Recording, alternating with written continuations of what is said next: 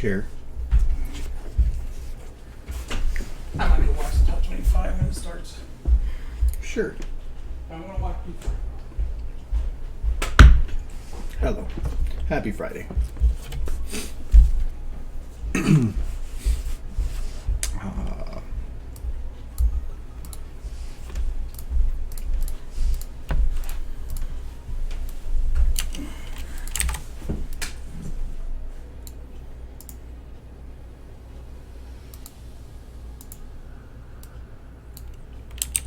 Oh, do I have her eyes overridden? I think I do. It can't be right since you only have 4. Oh. No, maybe that is right.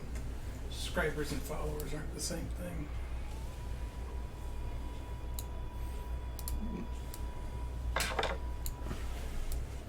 Existential crisis.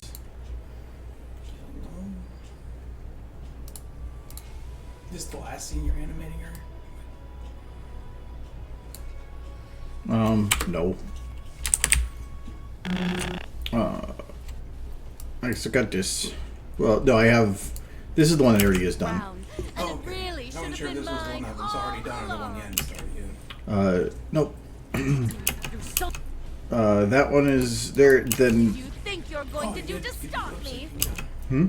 You did at least get the lip sync on that one. Exactly. You think you're going to do to stop me? Good enough.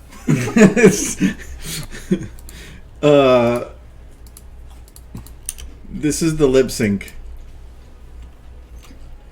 Pro, man.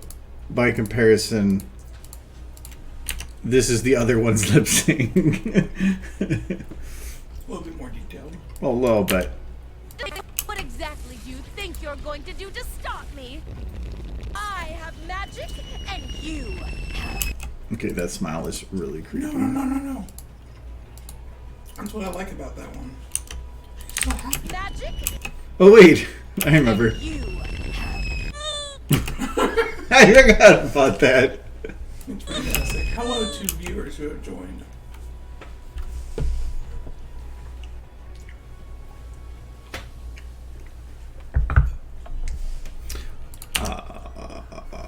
And I made sure to tweet from the right account. You should totally tweet from the other account. No. Don't you want what? No, that's Pony. It's not That- always Pony. If I wasn't sure, maybe, but probably not.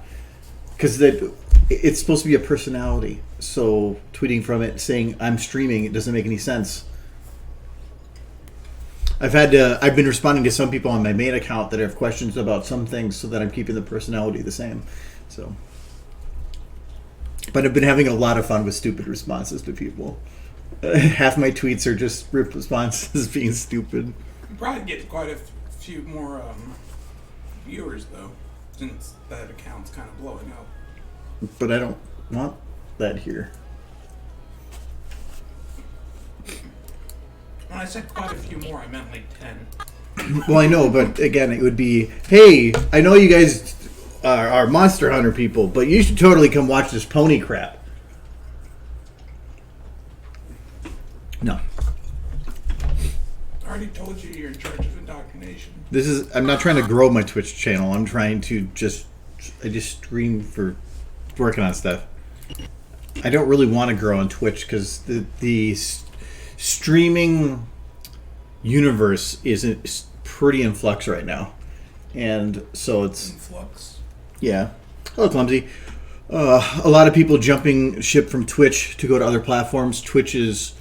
So now they're Mixer, Twitch, and I thought there was at least one other streaming platform, are starting to throw big money at streamers. And so there's this war about like where people are going, and I'd rather not grow on some medium if it ends up being that some other one ends up being better. And again, I just do this to work Your on stuff. followers will just follow you whatever medium you jump to. But I just do work on here because this is to get me maintain motivation to work on stuff. That's really about the only reason. And if people have questions for help. What's wrong with Twitch? There's nothing really wrong with Twitch, but Twitch was high on its pedestal of we are the only good, great, big streaming service, and like YouTube essentially was for video streaming, but they're not the only one now. It's still the biggest, to my understanding. They're the Most biggest, YouTube. but most of their heavy hitters are being drawn away because they're being offered better contracts. Was it Ninja made $20 million to go to Mixer?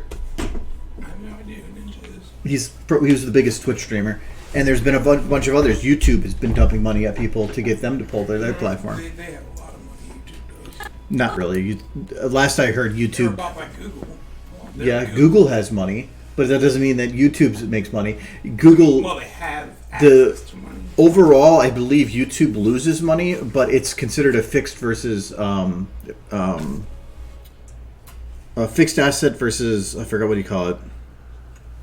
An influx asset. So it's they share a lot of the same resources, so they can save money in doing it. To where it would be, they would lose more money to not have YouTube or to sell it, but. It's not a platform that really makes money. It's to help the other platforms it has do better. And that's where I see the vast majority of my commercials. Yeah, but last I heard, YouTube doesn't really make any money. It's not a profitable place on its own, but combined with all of Google's other assets, it is an asset. But YouTube alone isn't. That's why it's year after year, revenue goes down, views go up. So it's YouTube I don't see as a great platform really anymore. But there's no other platform really out there. Daily Motion. YouTube tried to go into like the Twitch type game streaming thing, but they pushed heavy and hard but Mixer did it right, where instead they just went and grabbed big name people and brought them in and to just yank people over. YouTube just tried to make a platform that was superior, but it still just felt like YouTube. And nice thing about Twitch is it just felt different. But I don't know. Twitch is, I think, just feeling. It's not the new kid on the block anymore. I think that's the only thing. And Well, it's kind of like how. If you're the biggest guy in the room, you can do whatever the hell you want. But when other big guys start coming in, well, then you start having to play by more rules. You start having to give more instead of just take. You know, So, yeah. like I always kind of felt Skype wasn't that much worse or better than Discord, but Discord became the new kid.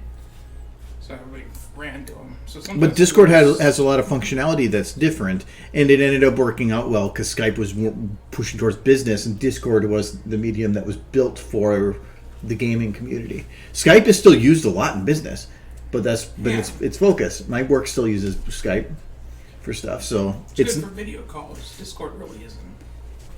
But Discord's adding functionality over time. The stern look. She's angry. You talk. She has stock in Twitch. You talk crap. I said. Michael. No. Yes. No. Yes. Become horse then maybe yes. No. No. Better horse. I didn't notice, and it took me a rewatch. She's actually in the final episode of My Little Pony. She's at the coronation. Oh yeah, I know. I didn't notice her right away. That's kind of neat. Though they made Equestria Girls canon. I'm not sure how I feel about that. I thought it was canon. It's canon to the Equestria Girls universe, but was it always canon to the My Little Pony universe? If the mayor's not in the Equestria Girls universe, does it exist? That is the question. Like they kind of I think the question was always up in the air for the movie too. Well, not really, because they mentioned the events of the movie in My Little Pony. So that one was never really in question. When you go to do the other stream, I'm going to work on lip sync. Until then, I might start cleaning this one up. Have you still had your plate or not? I was going to steal it from you. I was going to see if you still had your plate, but you look like you already got rid of it. Oh, and get a coffee if you want. Should still be hot.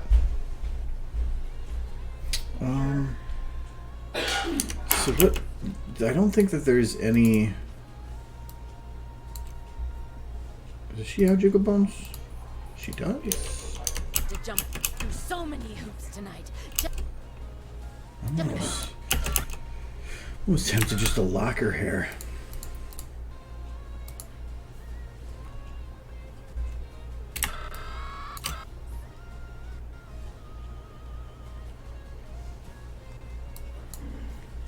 Where are you? Be stupid. I think I'm gonna fix the hair here. Just clean this up, but I think I might lock it just because the way it moves is not right. I love that song. That song is good. I have no idea what I'm gonna do with the link in the fridge now. Eat it. Because I bought it for that joke. Really? That's the only reason I bought it. So now I can tell you there was a leak under the sink. That's it. I have nothing for you, no use for it now. And Now there's a leak in the fridge. you just keep adding to the list of things that I can say, Michael, you can't tell me that that's a waste of money. It wasn't a waste of money. It cost $3 and it was a good joke. It was $3? You Yes. better find a reason to use it now. I'm sure we'll eat it. I just don't know what to use it in. I've never cooked leek before. So what, you just at the grocery store and saw leeks and you're like, oh, This will be funny. I have a sense of humor. Yes. That's exactly what happened. It tastes good. I've never had a leek before. It might be fun. I don't know what to even use them for. I think they're kind of onion, maybe? I don't know. You were the one that bought it. I bought it because it was funny. Well, you had me in a panic for a little bit there. That was the point. That was what made it funny. Setting your nerves on end. There is endless entertainment. You know what's going to become reality? No! Why must you hurt me? I gotta fix that masking. That's really bad. Oh yeah, that's the problem with it. Mm-hmm. Isn't that you set Derpy on fire? It's No, I didn't. Somebody else did. Oh, yeah, of course, sure. Wait, no. That was very much you made that. Okay, yeah, I put the fire there. Yes, you did. I did, okay. I forgot about I that. remember watching you do it. It was very mean. And I remember the original picture. There's fire around her. Mm-hmm. Hello, Blur. Many hoops tonight. Does she have an ear bone? Ear bone. Tiniest bone in the human Hello, body. Blurred. You're late. How dare you? But we love you.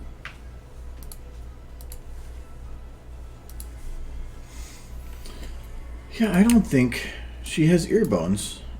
That is... How will she hear? Well... Oh, wait.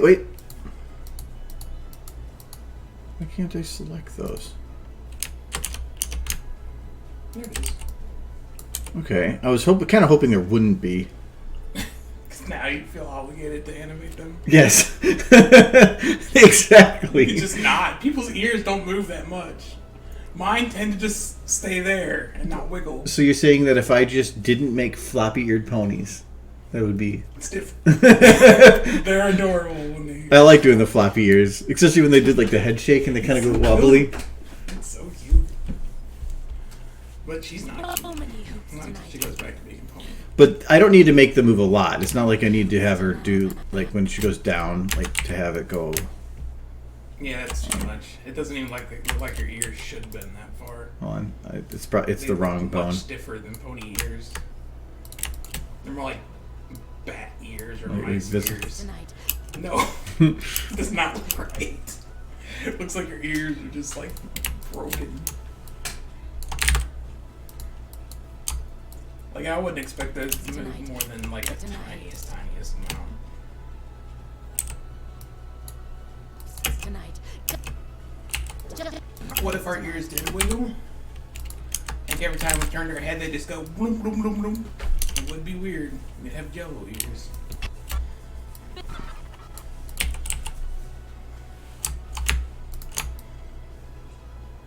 She needs more of a chin.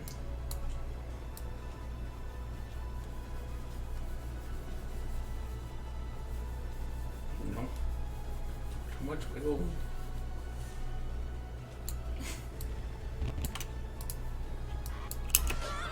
I've had to jump through so many. They're stabilizers. She's trying to pick up radio signals. This is more bad. She's got sonar. And it really should have been mine all along. What if our ear? Well, our ears. I would say that our ears do wiggle. They are an appendage that is hanging outside of our body, but it probably is like almost, like. I don't know. They're pretty stiff. Well, no, they are going to wobble just probably by the absolute teeniest amount. Anything on the end of anything is going to have leverage and it's going to do that, but you probably wouldn't. I mean, to a point. What I think is funny is that you're trying to feel the wiggle, I want to feel the wiggle. but it's probably so small that you're stopping the wiggle by doing it. No, like I would think that if you doing that, Keep doing it. no, I'm going to get a headache if I do that. I also think it's hilarious. Just watching you like. No, it would, but it's probably super, super tiny. But we also don't have any muscles in our ears, but like horses and stuff do, don't they? Like at least at the base to flap it. At the base, they can pull their ears back or push them forward depending on their mood. But she's not a horse. She's like a horse girl bat. What animation tip did you just learn? Because I don't even know what I just did. And if it was to make the ears spin in circles, then that's not a tip. It's an amazing. This is gonna become a thing now. Every animation.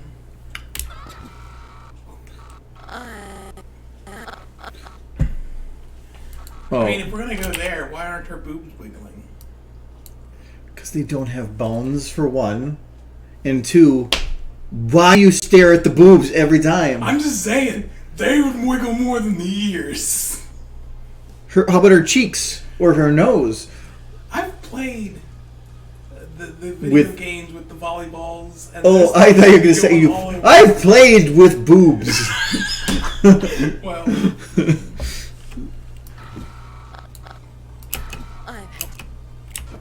those things should be trying to escape. From all the video games I've played over the years, female characters, those things should just be trying to rock it away.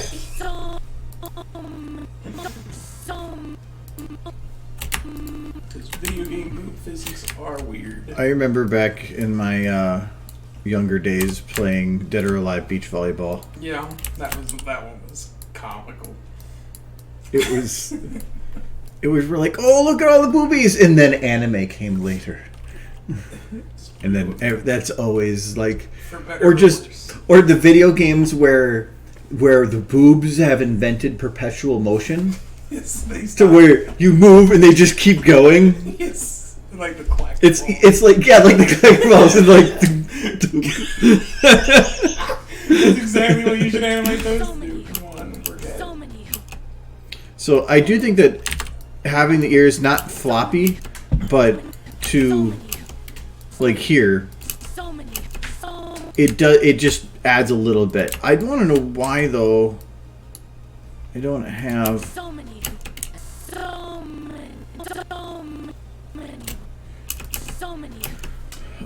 Why can't I see them? Like, I can't select them. Probably some setting. Is it all of the bones are like that? Yeah, everything is under unknown. No, because there are like oh, she's using her rig right now, so won't. But for some reason, pony heads are not selectable by this. Like, actually, I can't even with the pony heads. I can't see the bone, but if I kind of surround it in an area like that, it will select it. But this is not even anything. Yeah, it's making you select it from the menu, isn't it? Yeah. It's kind of annoying. Yes. She's smart. That's how you know. You know, I always wonder if people with glasses are always deemed just kind of nerdier because, like, growing up, I needed glasses, like, badly, but I didn't have them. So I did horrible in school. I couldn't see them. No, it's not hidden. If it was hidden, it would be like deselecting these. Because like if I deselected like her rig body, now I can't select her rig for her body. But this technically is selectable. I'm thinking because normally it's a hidden option, and that's so that might be why I think, yeah. But that shouldn't change that at all either. Oh no, it did actually. I swear, if you hide something, it would still let you select it if it was that was shown. I guess not. Okay, it's Friday. It was a long week. I did absolutely nothing at work today. I sat and I read a book for 8 hours. I actually did my coolest thing I've ever done in Excel. What's that? You opened it? No. So I'm trying to recreate a report that somebody was doing by manually pulling in data. So I'm trying to make it so that it will automatically pull the data. That's the easy part. But I wanted to make it so you didn't have to type the date every time. So I wanted it to have it where you could drag it and it would automatically fill in this date range. But he doesn't record weekends, so I had to have the formula remove weekends. And we have every other Friday off. So I had to have it determine what every other Friday was. And then there's also holidays. So I had to have a list of holidays that it would also remove from the list and have all three exclude and automatically run forever. Can't you just have it pull from the system clock? For what? For the date. But I want the report to be that he can say whatever date it was that he wants the report to run from, and then it go back, for it to go back 30 days from there, 30 working days. So I have to know what each day is a working day. So it has to go, okay, backwards from Tuesday to Monday. Okay, now it's Monday. Now, from Monday to what? Well, it has to go, well, nope, not Sunday. Nope, not Saturday. Nope. That's a Friday. Oh, that's a holiday, and it has to know to keep going on this. So you programmed every holiday in? No, but I have a little small list that you just put in whatever days you want excluded, and it will automatically detect from that list. It's super complicated, but it was so fun. I was super proud of myself. Yay, Excel. It was like had to use multiple different cells of the formulas that were like this long to detect the numbered date of the week and great. Yeah, it was fun. I was helping out at work or something like that, where we were trying to, like, it's set up to like if you put in a date for what day you charge the battery systems, because nickel metal needs to be recharged every 6 months and lithium ion every 3. But some units are excluded from that don't need to be recharged because they don't have batteries. So I had to set it up so that it would, basically you put in the date and it would say, depending on what model it would say, needs recharge 6 months from now, 3 months from now. And then I had to fix it so that it excluded some systems. But, you know, that was just adding to something that already existed. Anything to make your life easier. I don't know that it made my life easier. I didn't care, but my boss did. So that's what, and keeping him happy is what makes my life easier. I am in charge of the continuous improvement system there. So my whole job or most of my job is the improvement of processes. So while I'm in charge of that system, I was brought on to do specific improvement projects. And that's one of the guys like, yeah, I do this report. I'm like, well, how long does it take you? Every couple of days it takes 20 minutes. I'm like, I could drop that to 3. Anytime anybody's ever asked me what you do for a living, I just tell them you do Excel. Oh no, I do. I do other things, but I'm not gonna really. I do SharePoint more than anything. Yeah. Today I had a guy that was very confused and had to. So something happened and they didn't notice something, and this guy went and processed something that he wasn't supposed to process. And we said, well, I'm like, well, here's a workaround we can do. And I go into a meeting, and during the meeting, I get an email that says I received a voicemail. Then an email that says, call me immediately. Then another voicemail. And I'm like, no, I don't give a shit. I'm going to wait till the end of the meeting. So at the end of the meeting, I walked down there because people are less confrontational if you do it face to face. And he was angry because he's like, I'm not doing this crap. And the whole thing was that he just misunderstood what happened, and when he understood, he goes, "Oh, okay, yeah, I screwed up.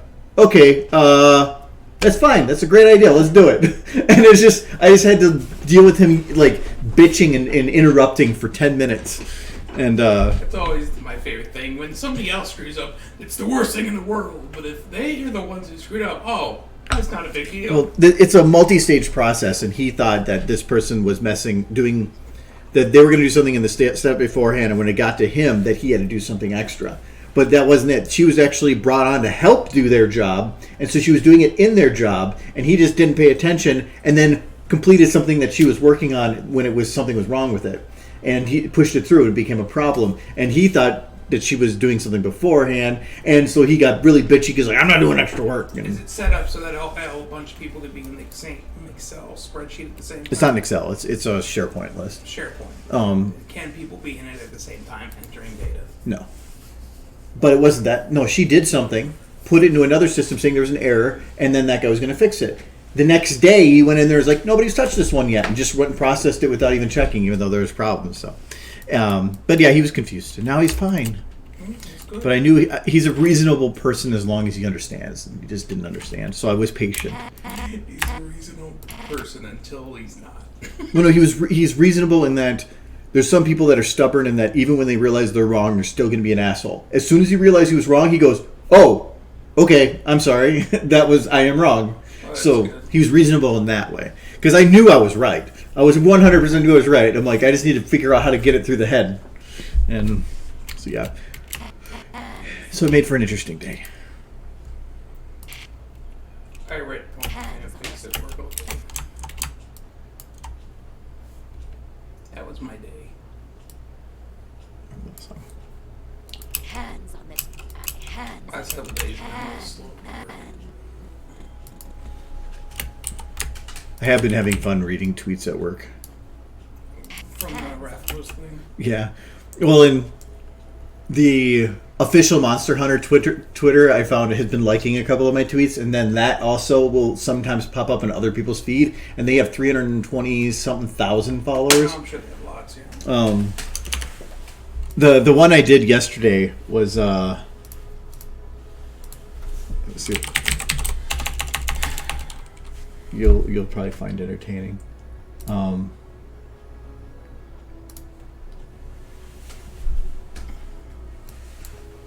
The main Twitter account did.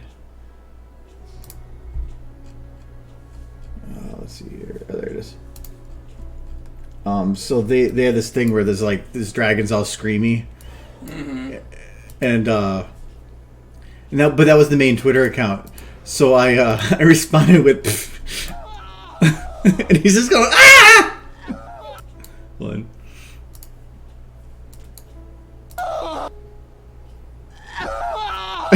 So you just made that? I made that like this. I tweeted that out a couple hours after they did that one. Yeah.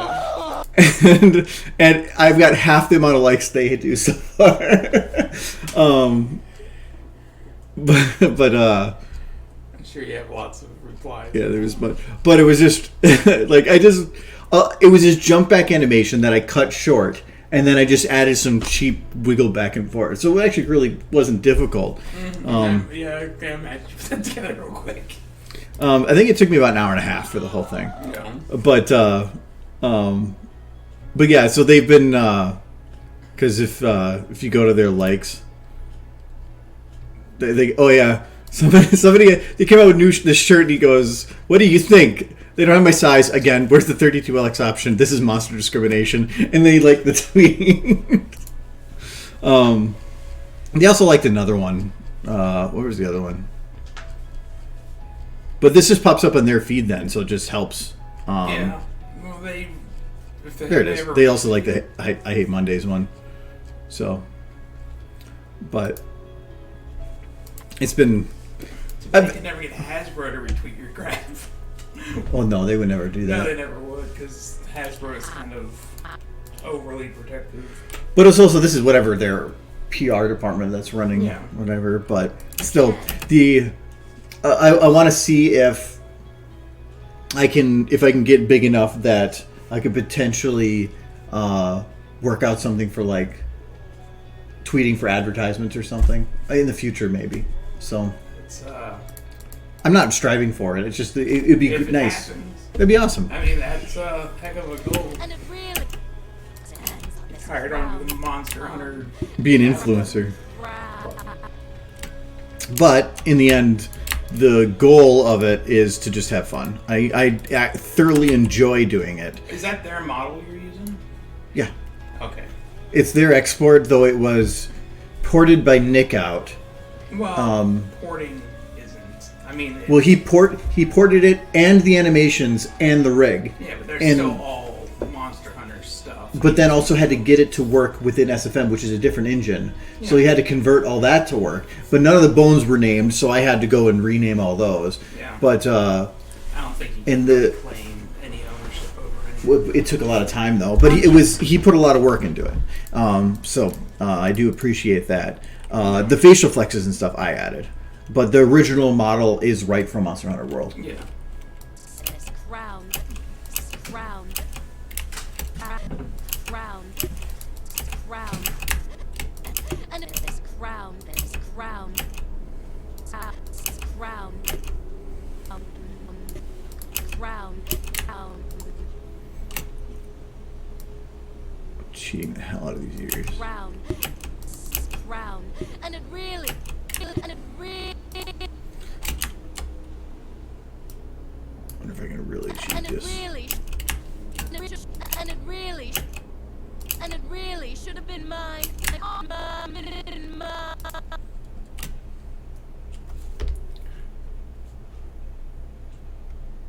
As an SFM animator, we would be required to make models. Yes and no. It really depends. As an SFM animator, you have no obligation to anybody but yourself. So any requirements you have are on yourself. Been mine. If you want something specific and that doesn't exist, your options are commission somebody to make it or make it yourself. I mean, that's just how it comes down to. So the nice thing about SFM though is that there's a lot of flexibility in taking things that already exist and converting them into something that works for you. That's the nice thing. I have like 43,000 models or something like that, and a lot of those are I can just mix and match to make something else. For instance, let me get the ears situated. It's super easy to port things into Source Filmmaker. I mean, I've done it. I'm there. As it's super easy to it still takes time and knowledge. So you still, once you know how to do it though, converting a static model is easy. Anything that requires a rig or separate bones to move that are weighted is difficult. It's not too bad to add, like if you have a hinge, that's not too difficult. But like for instance, in the Fallout video, the Leaving the Stable, the desks were ported directly from Fallout, but the drawers didn't have any bones added. So the drawers had all the meshes there and everything for the full drawer, but it was locked in there because there was no way to pull it out. So I had to go into the model, and it took me forever because I was still learning. But I added all the bone or a bone to it and grabbed all the things, pulled it out. Percy, I believe, helped me out by doing the rest of them for me because he had way more knowledge on that stuff than I did. But anything that's weighted is a lot more difficult. But like for instance, this room, these are just a bunch of tech models mashed together. So this is just random cable and computers and pre-made stuff. Tech walls. I think that's a refrigerator. Just some random tubes jammed in there. A lot of that from Fallout. No. That looks like part of the teleporter from Half-Life. Yeah, I think this is from Half-Life. These are from Half-Life. I don't remember what that's from. That looks almost like a door from Mass Effect. It might be. I have some Mass Effect stuff. So a lot of this stuff in like this room is just mishmashes. This is a generator that's just like a couple of coils thrown on top. That Oh no, is this is okay. Actually, that whole thing is pre-made. But I did have to do some fancy things with the lighting, and I put this underneath it to fit for detail. Kind of the cool thing about Source Filmmaker is at some point somebody's probably ported a lot of models from other games into it. Yeah, like to make this room, these are just a double stacked of this like weird metal stuff. Like, and there's two of them because one of the versions of it is hollow and one isn't. So I use the hollow one, and then behind that put the not hollow one so that it gives it a lot more depth than just having a straight metal wall. So this was just some random ones. They're just clippings that I don't care because can't see from that angle. So Welcome back. yeah, welcome back. So it's you don't need to have the resources. You can just make something work. Like even this room, for example, this is the full room when it was done. It's just mishmashes of stuff. So it's just wall panels thrown in with some little middle bits and then some pillars. It just takes a little bit of creativity to like figure out what do I need and having a very open mind about what can fit that need. So if I needed some ground bits, like I just used a couple of these same panels over and over and over again and was like, well, I could move them like this and like this. And then I found another one. I'm like, oh, well, I could use that to do this. So like this is just another model jammed in there that's a pillar. And I just used the top of the pillar as a way to hold it up. But it's just literally, it was a wall pillar. So if you're willing to play around and stuff, it actually works pretty good. These, and look at this thing. This is a computer that's supposed to be built for like being put in by a hand. But I made it so big that it's like, Hooves can use it. yeah, hooves can use it. You could probably use your face. So, no, to me, scene building is some of the most fun. He likes Legos. Out of any, no, I do. I love Lego. But like, I'm trying to think of like some of the awkward examples of a scene build. Australia had a lot of different scene builds, but they were still fairly standard. Destiny had some.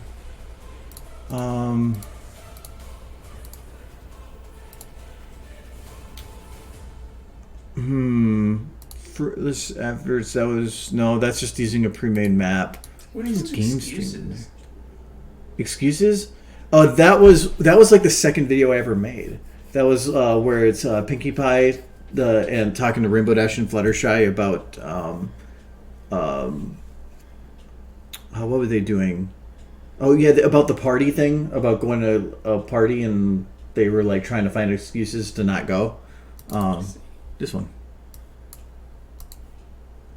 I think I remember this. Guess how long this video took me? It's a minute long.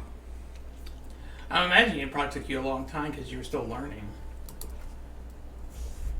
So I worked on it pretty consistently because I was motivated. But how long time-wise do you think it took? Like hours? Or No, like, like time, days. Well, you were more motivated, so 2 weeks. 1 week. 60 hours. In 1 week. I was really motivated back then. Yeah. Oh no, excuses. I'm thinking was not excuses. I'm thinking fruitless efforts was a different video. I bet you it's not gonna load. Oh no. No, maybe that wouldn't be a good example because the Hall of Elements one, or not Elements. The Harmony's Gift had a very unique scene build that was all just made of rocks.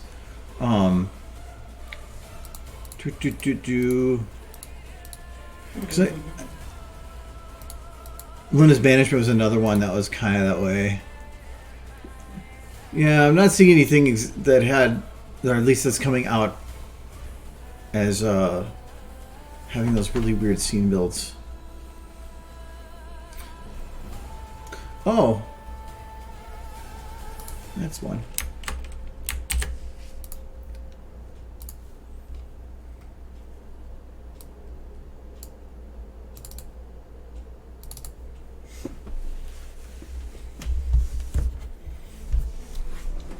Bet you there's gonna be a lot of errors. Which is this? Twidash. The makeout video. This whole video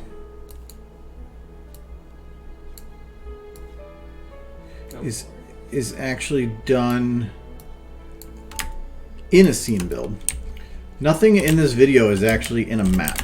So all of these walls are actually like outhouses. TF2. Yeah, like TF2 outhouses. And I just had light coming through the window, and I used like the fire looks to try to make it look work. So like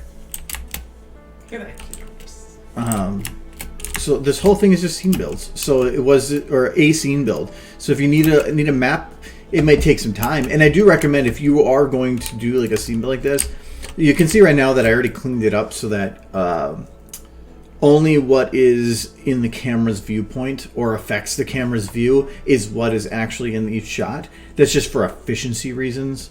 Where's the bunny hop scene? I'm trying to explain something. I'm not doing this for you. You might have to explain the bunny hop scene. So I did build the entire area, and then I just went later afterwards and deleted what was in there. So, but I usually keep, and I've been doing, like, if you ever see a purple shot that's sitting outside at the end here, that's usually the original scene build, and I've started deleting the scene build pieces from other shots, but I don't want to lose the original just in case I need it. But a shot's performance, in terms of its render and everything, is affected by what's behind the camera, not just in front of.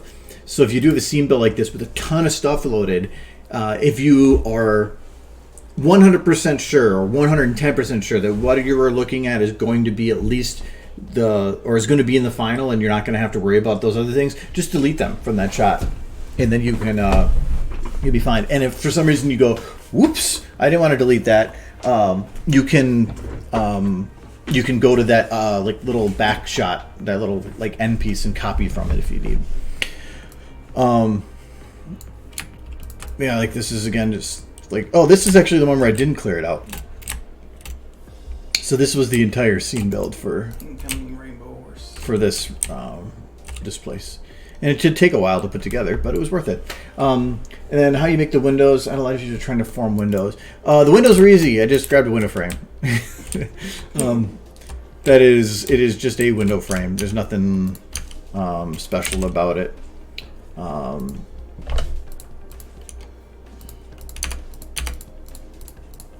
Yeah. I just jammed it in there. And like there's clipping going on. But oh well, I don't care. It fits the need. And even so, this window has some issues where like the textures are invisible on certain sides. And if you go to it's right here, you can actually see the window here. And that's in the final. I saw Parsons Kiss. But it was, I just left it because I just didn't care. There we go. So for this night shot, I just needed to make something that looked like Ponyville, but since I'm using a silhouette, they're all sugar cube corners. I said make sure that I didn't put enough light on any of them to make it stand out. And to portray the distance, I just use volumetric lights. So there's a couple volumetric lights that I have that are just coming through here between the different layers of the hills. And each of those then stacked on top of each other will, like by layers of volumetric lights, will interfere with each other and make it feel like the one behind it is whiter or something. So I really liked how these night shots popped up. So I didn't have to do a full hill of trees. I just had to do the top edge. Look at all those sugar cube corners. And then you didn't put sugar cube corner in that one shot you're currently doing with Ponyville. no, because it stands out too much. I put them in here because I liked the top, and at this point when this was made, those other buildings didn't exist. So this Sugar Cube Corner was the closest representation, but Sugar Cube Corner is too identifiable, and I didn't want to put it in that shot. Well, it is identifiable for Pony then. Yeah, but it's going to stand out. I wanted everything else to be fairly generic in the background because I don't want people to go and like go, oh, there's that, no, there's that, and something happened and I missed it. So have a 100% completely accurate layout. No. This moon isn't even a moon. There's no model. It is literally just a volumetric light. Oh, that light bulb. So I believe there's 2 volumetric lights. Oh, I have the wrong shot selected. Too much moon. Okay, so then that's the moon. All right. So there's the moon, and then the moon rim must be. Oh, that's for a pony. Reflective. Okay, so that's something else. So yeah, so that's the only one that was used for the moon, which is a single light. So, the one when it comes to volumetric light, if you want to make like the moon type thing, it's about playing with a mix of the horizontal field of view and its minimum and maximum. So you're working with a cone, and volumetric lights you're going to be able to see through that cone, which is what you can see here. So if the further back on the cone towards the peak, so like towards the left here, you let it go, the stronger the center of that light will be. And the further you push this out, it's going to start removing that extra built-up light from the center of the cone, because you're going to be looking at it from this direction. So you're seeing through the cone. So the more of that peak you have, the brighter that center is going to be. So if I start decreasing this maxed, or no, actually not the max, I gotta decrease its min. It's going to start getting rid of that center. So I think I have to. Okay, I had the wrong direction on that. So yeah, so as I decrease it, because the minimum by increasing it, you're bringing it towards the, or no, sorry, this is where the light source is. So yeah, I would be pushing it out. As I get it closer to the max, it's going to start getting rid of that bright center. But if I go the other direction, I'm just going to get a brighter middle. So I just had to find a balance of what worked, and I felt that was a pretty nice work. The stars are just a particle system. Actually, the particle system is on my DeviantArt, so you can just even download that. The nice thing about that particle system is that you can make them like actually twinkle. Look at that sad rainbow horse. Why do you make her so sad? She's sad. She is sad. Look at this. She's all like, she's so sad. She loved the Twi horse. No! You broke her neck! Why must you ruin these poignant moments you've created?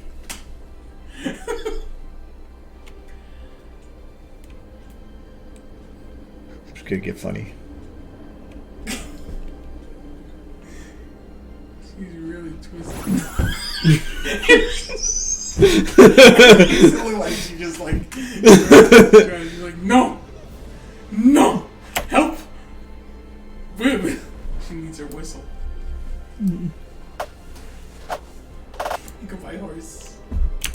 Goodbye, horses. Hello.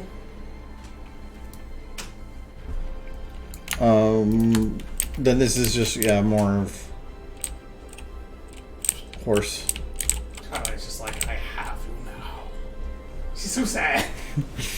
She's like, I think I just got assaulted by Rainbow Dash and her surprise kisses. Oh, these are old. This is an old model. Well, you're lucky to still have it on your computer then.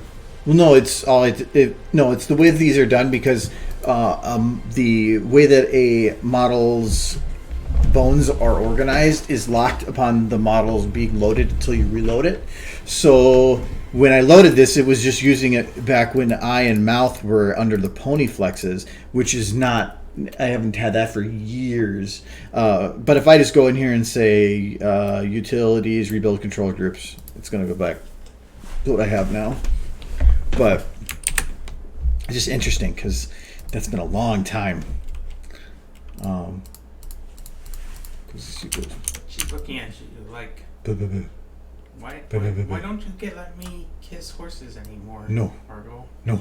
That's what she says. She likes kissing the horses. Yeah. Oh. And with that, she's gonna be super depressed now. Yes. Rainbow Dash was kissing all the mares in your videos in the early days. It was great. No. Did you release Twidash and Apple Dash right next to each other? No. No? Because it feels like Rainbow Dash just like was running around, just like. Actually, I did Twidash after Apple Dash. Yeah. I did Apple Dash first because.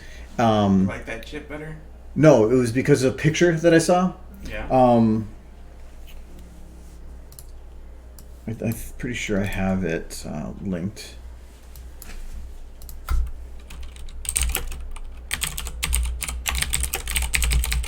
I was just going to search Apple Dash or Apple Dash SFM, and I knew it was going to get something weird.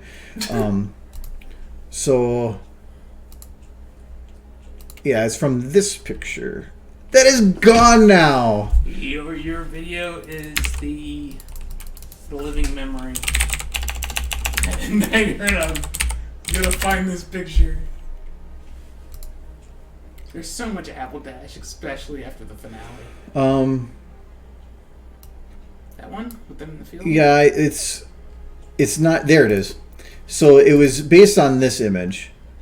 That's cute. Which it's not gonna. It seemed like it was loaded up fine from there. So yeah, and I love that picture. I just thought it was super, super cool. So the final video is essentially, I like that picture too. it's essentially the same thing, like Did she with how it boop looks. her? Yes, Forgot the boop. she boops. She had more boops. She boopsy. So yeah, so this whole video was inspired by this piece of art. And so that was the reason I did it. It wasn't because of the ship. It was just because I had done a lot of different genres and I was playing around, and this was a fun one to try. So I wanted to do romance. So I'm still waiting on your next shipping video. it's not going to happen. But the one that I was playing with genre because I was trying to figure out what I liked making, and I found the stuff I like making, which is stupid comedy. What about the Starlight Glimmer and Somber one you were planning on making? That wasn't going to be a shipping video though. It was only because it sounded like Starlight, but Somber was a character I wanted to use at some point. Yeah. Mixing them doesn't make any sense to me, so I don't think I will. They're both evil. But I thought her butt was missing there, but it's just the dirt thing in the air. But no, so that was inspired from this, and then Twidash was inspired for two reasons. One, I was recently reading Bluebird Song, which it has Twidash ship, but it's primarily about this.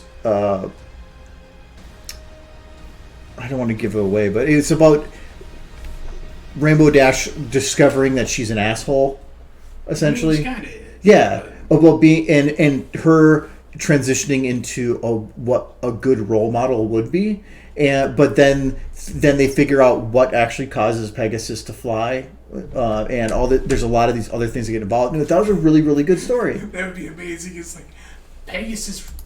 They can only fly because they're assholes. Yes. When they stop being assholes, they fall out of the sky. But no, it was a really, really good story, but it was also a really well done Twidash ship that was mixed in with it. And so I enjoyed that. And then somebody asked me to make a GIF of a Twidash ship. And I was like, how about I just make a video because I think that would actually be fun. And so that led to that.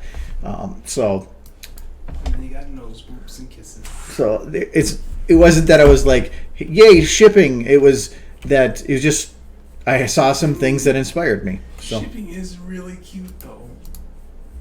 And so is that bunny hop. The bunny hop is super cute. And you know the bunny hop's cute. I'm sure when you were animating you were probably thinking, this is really cute.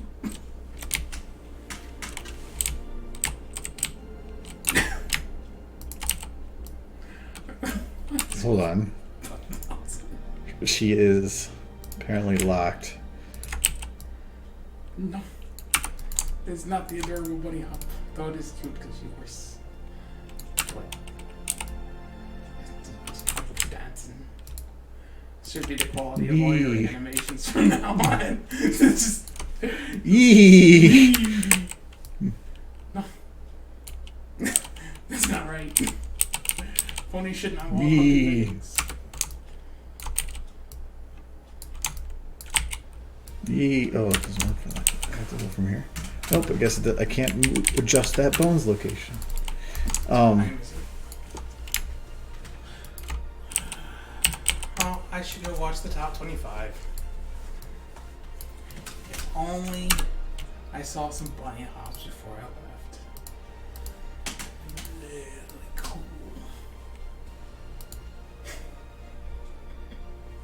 Fine. Give me your mug. I'm gonna steal your coffee mug. Hey, it's not my fault. You're the one who, like... Michael! Michael! Look, finish making out with Rainbow Dash. That's what you do, isn't it? You drag her back in there against her will, and you just start kissing all over Michael. her. That's what this video is. Michael. This is a crime. You're creepy. I'm not the one dragging the poor ponies through windows.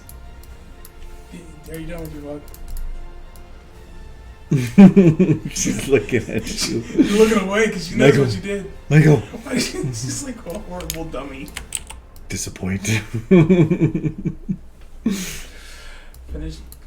No. She broke. Michael. Michael. No.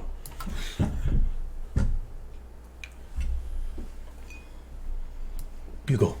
Okay. Bye. When I come back, I hope that video you're working on is done. Can't think of anything else with this scene build. But no, this one is where you don't need a pre-made map. If you can do it, that's great. This is just more silhouettes of the same thing.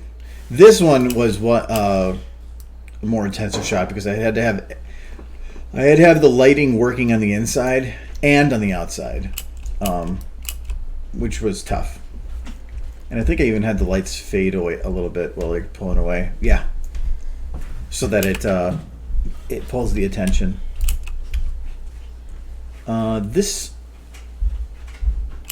That particle's not working right now. But originally I played around particle effects to make it so that you could bright light to get your attention, and then it would stream across. But even that didn't work too well because it curves slightly. But why did you summarize? I can't remember why. Yeah. Anyway. So that was probably one of the more interesting scene builds, just because the whole thing looked like a bunch of buildings and none of it was. The other one of I can think of with that was probably going to cause it to crash.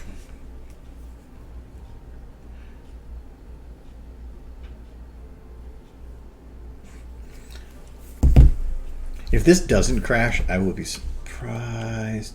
This is an old version, so I don't even want this version anyway. And actually, I opened the wrong file anyway, so it don't matter.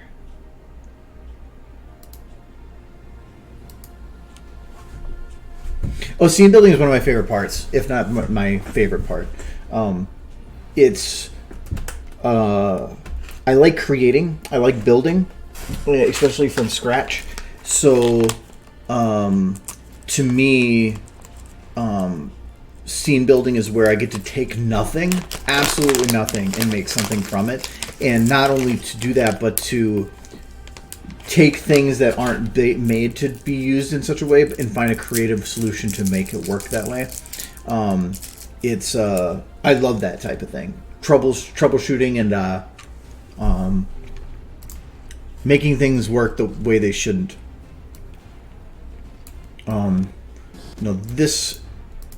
This building was another one.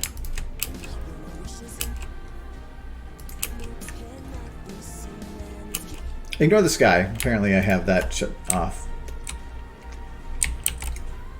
Actually, I'm going to turn it off. Oh, wrong one. There we go. Close enough. No, this whole building, all scene build. So, like, those are just pre-mades, and it's just like, I just need to fill a house that looks ransacked. So, like, there's no walls there, because I need you. But throwing a bed in the corner. Why are those sacks there? I don't know. It's a destroyed house. Just filling it full of stuff. Does this still have the yeah, so it's taco.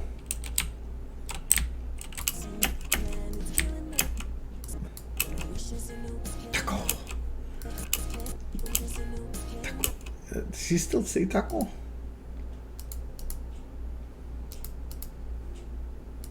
This. Yeah, we have the taco buckets. Anyway.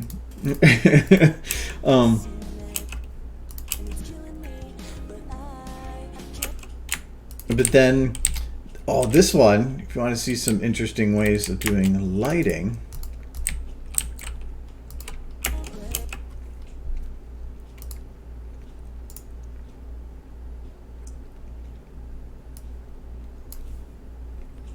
Yeah, I know where the model is.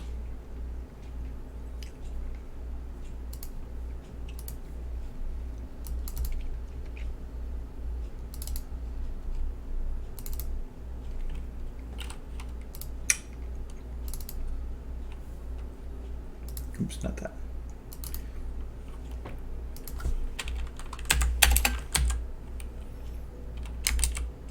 Oh no, that is right.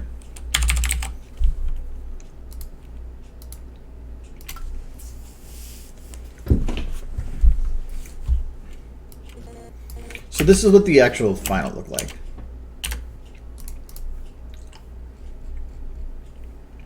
But again, this is all scene build. So what I ended up doing here was multi-layered, complex as hell lighting. Probably one of the more complicated ones I've ever done. So for one, all of those clouds are the same model of clouds, sometimes just spun upside down or whatever. But what I did was I ended up shining lights on them in such a way that it would make sense for the sun.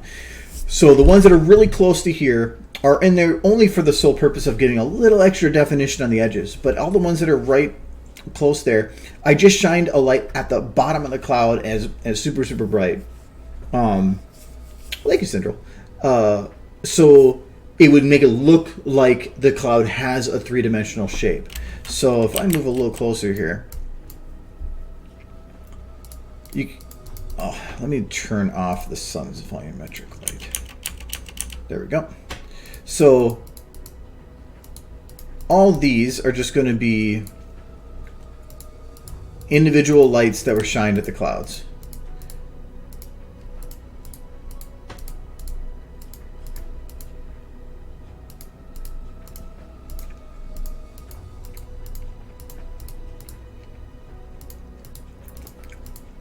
Meaning that these were still two-dimensional models that are just made to look three-dimensional.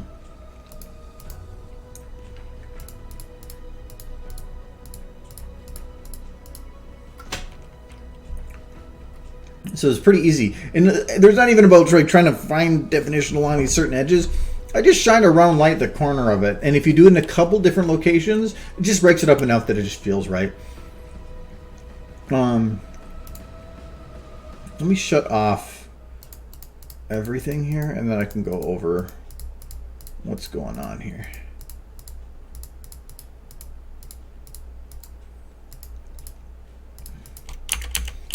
So to start with, if I shut off all the clouds, there is my sun. I call it sun because that is what it's supposed to be. It is just the sun. So, hello, Syria. It is meant to be that central bright point that is representing the sun. Besides that, then, I have shadowed, which is going to be the one that's coming through the door here. And this is back when I was marking these. I have been bad about that lately, but it was so... Because you can only have so many shadow lights, it was for making it easier to know which one it is that have shadows on. So that's just coming through from really right outside the door. But it's not really helping with our sun here, so I'm just going to go back to my sun. Oh. We'll just zoom in. So the sun volumetric is about the same. It's just coming in a little bit. I couldn't go too far this direction because, as we saw with the moon from before, the thicker this volumetric cloud, it's going to start blocking out and being brighter and brighter and brighter. So I put it just outside the door because I did want it to have a nice glow around everything. But then I had to make sure it faded just upon getting in the door because I didn't want to have it be super long, because if I did, I would be losing some of these defined edges, and it just didn't look right having it stream all the way through the room. So I have then my sun inner and my sun outer. So this is to help, because if you do a single light to fill in like that entire back area, it's going to be a pretty consistent drop from center to outside, and that's not going to look right. The sun to me is going to have a much brighter center that's going to fade quickly.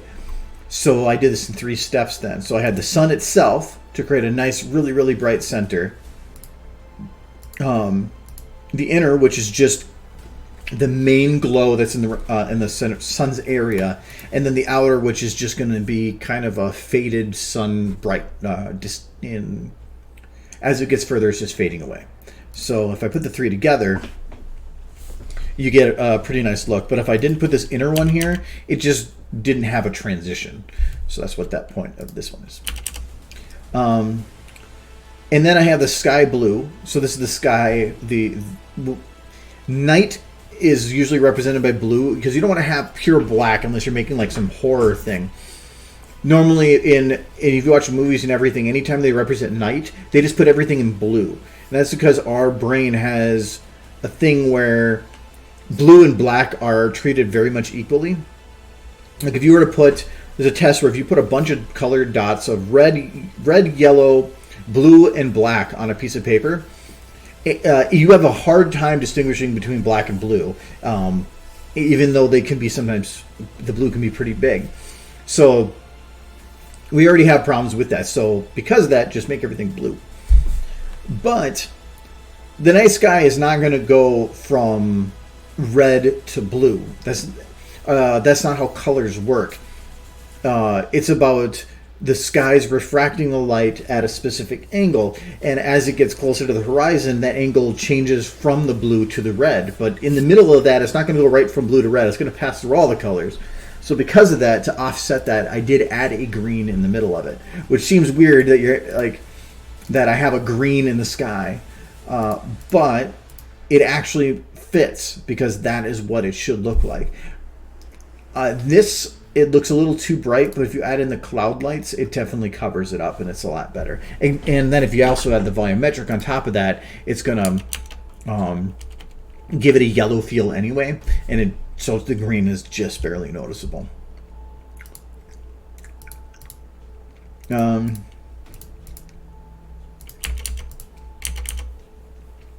mountains shouldn't be glowing like that, but I'm not going to go fix that. The night ambient. So this is going to be barely noticeable, but again, like I said, something is going to be, kind of like around there, yeah. I don't want to have everything pure black. I want to have a little bit of detail. So I know that everything's going to be covered in a haze of blue. So I know that there's a sun coming in, but beyond that sun coming in from that door, everything is still in night. So anything that the sun isn't hitting still should have that normal blue night look. So when I was working on the room, I built everything to look good as what it would be at night, and then I put the sun on top of that. So this is just a very, very low ambient blue, just to give a little bit of detail to everything, and to make sure that what's not getting hit by the sun is slightly blue. So there's a couple on the door for the light coming in. One's just an edge bit, like as if light's reflecting off of all the surfaces. And then the other one is the door rim. So this is just to make it look like it's bright on the edge. Plus it puts a little extra brightness on the grass there. It doesn't actually make any sense because this light is being hit on the side that we are seeing, which the sun is not. The sun is coming from this direction, coming at us, when this light is coming and hitting the door from the other side. But it still worked. So I just left it. These rim lights aren't going to work for the mountains, but the main thing is I just went like right on the edge of these mountains, just hit it with a little bit of light. The tree ambient is just a bright light, or a general yellow given through all the trees, and then the rims are just picking a couple spots on the trees, in the grass to make it look like it's hitting the edge of the trees, and then it's getting caught in the leaves and not really going any further. So I don't want to just light them all with one light. I did in a couple. And then this spot right here seemed dark in the final, so I just added an extra light there to make it look like the light's coming off the top. But you put it all together,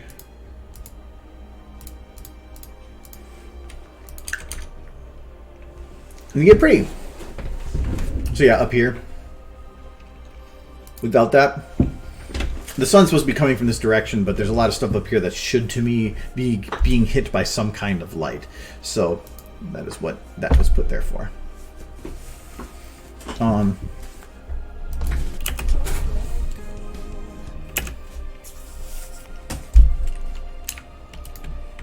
Error.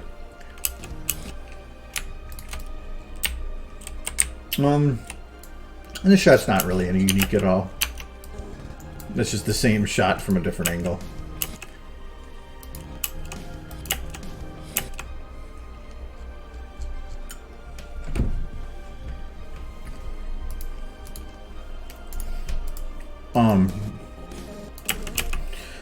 Yeah, you can barely see the trees. A lot of that isn't. I mean, I could have left them out. The main reason for having the trees there at all was because I have this grass and then a mountain, but that's a huge change in distance. So the trees were there to help create a buffer between the two. I didn't need to put them there, but I did feel like having them there just made it so that they didn't feel so the distance was pulled in a little bit, somewhere in the middle. But those mountains would normally be black. The actual final...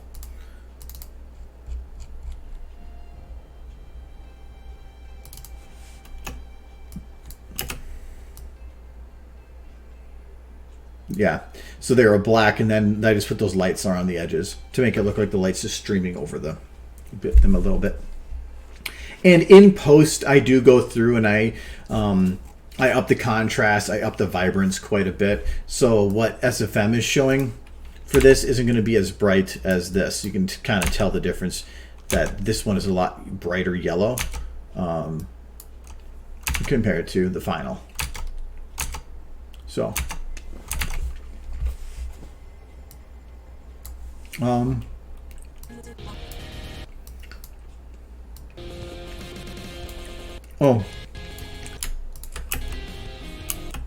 So this one, not much to it other than the perspective bit. So I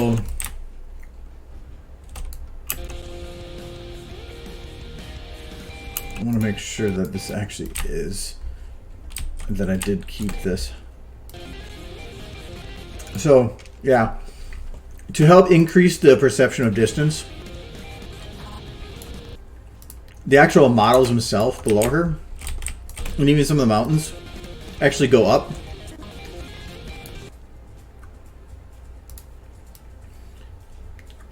And the purpose of that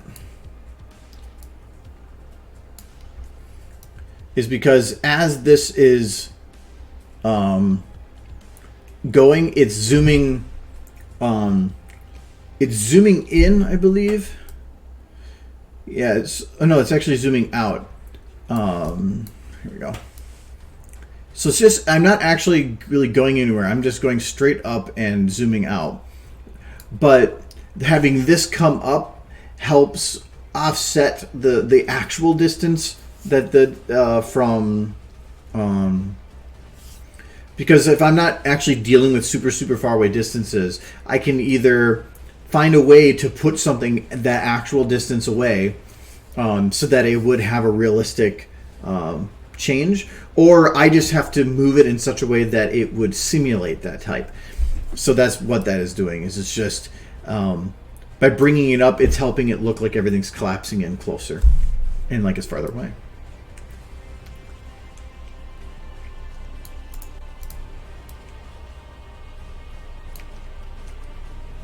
And this would actually normally be a black mountain too.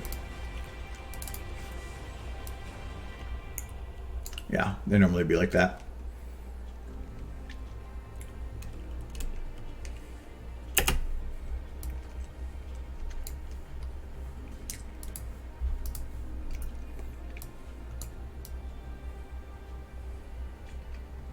None of these are special. These are just standard scene builds.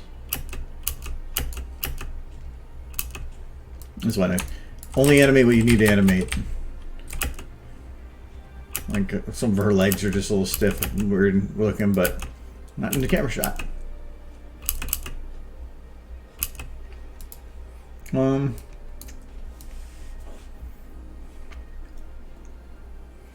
of these shots were just super hard to work with because the volumetrics and the way that I did them to get the super hard, strong detail, nice sharp lines, I had to play with them being super bright and with I believe some of these have radius. Yeah, some of these are using radius. And when you have radius on, radius is only processed when you're in the clip editor.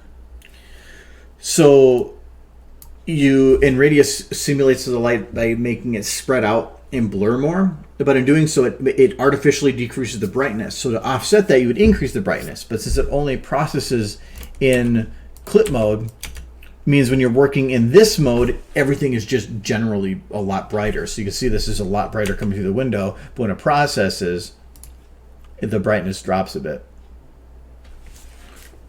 Makes it harder to work with. So the leaves.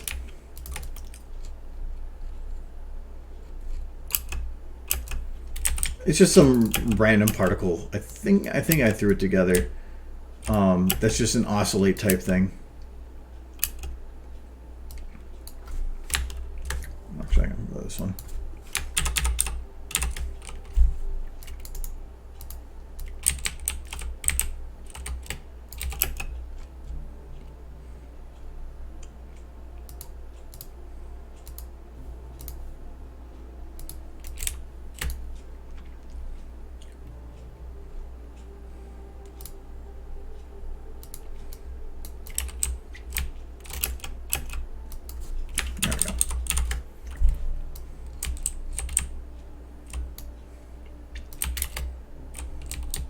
But they're set to have random juts up in the air and down, so to give them that effect. And I think there's actually a couple different layers of this. Unless that might be it. I think that might be like here. Because let's see here. Well, I didn't do it in this one, but I've done it before where the camera shots, like the leaves going through, look good on the pony, but there's not that many by the camera. So sometimes put a lot thicker of a particle number and put it right close to the camera, so that I get some nice blurred ones going through, because they're going to be affected by the motion blur and the depth of field a lot more. But you can also have it where if you're doing like snow, there's no way you're going to do enough snow to actually create like a fog in the distance. So I normally put like 2 or 3 patches of it until I get to a point where like the depth of field and no longer can see the snow. And instead I replace that with a volumetric light. Yeah, they're kind of like cherry blossoms. It's just to create a nice effect that the wind's blowing. And if I'm going to have her just standing here, not really doing anything,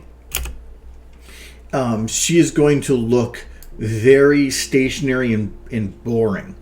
So the idea for this was to create a strong wind effect, so that I could have her tail and everything blowing.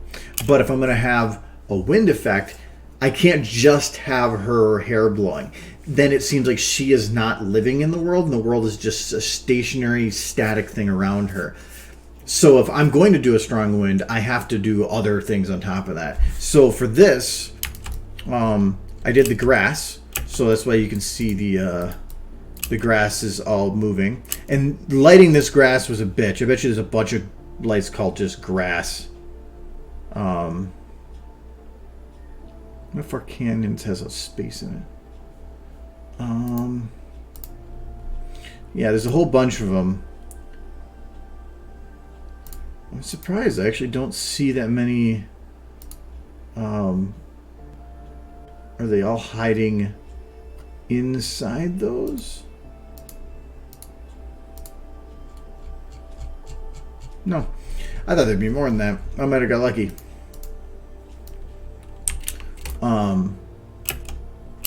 But by having this grass move, that now made that the motion that she had on her hair was also in the world itself, and then the leaves were another thing on top of that. No, it's actually models.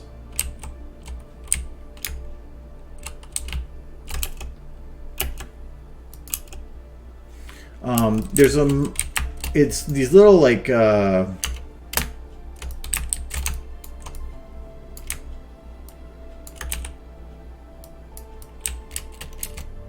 round patches of grass you can get. And the nice thing with this is that they're all small 3D models.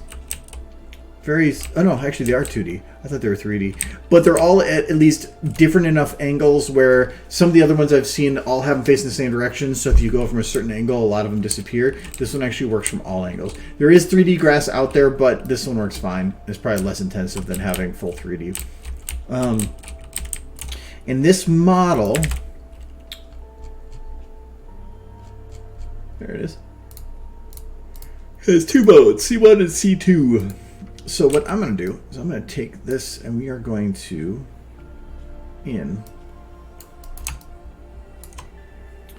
which is still, let me figure out the name of it here and I'll just load up a new one. Grass _ round.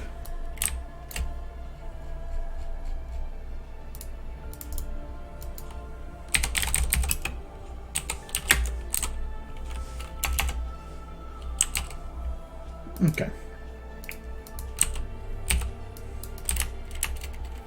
So this is the standard model for it. Now the C1 and C2 are just different bones on the model itself. So C1 is a one towards the bottom of the grass, and C2 is one towards the top of the grass.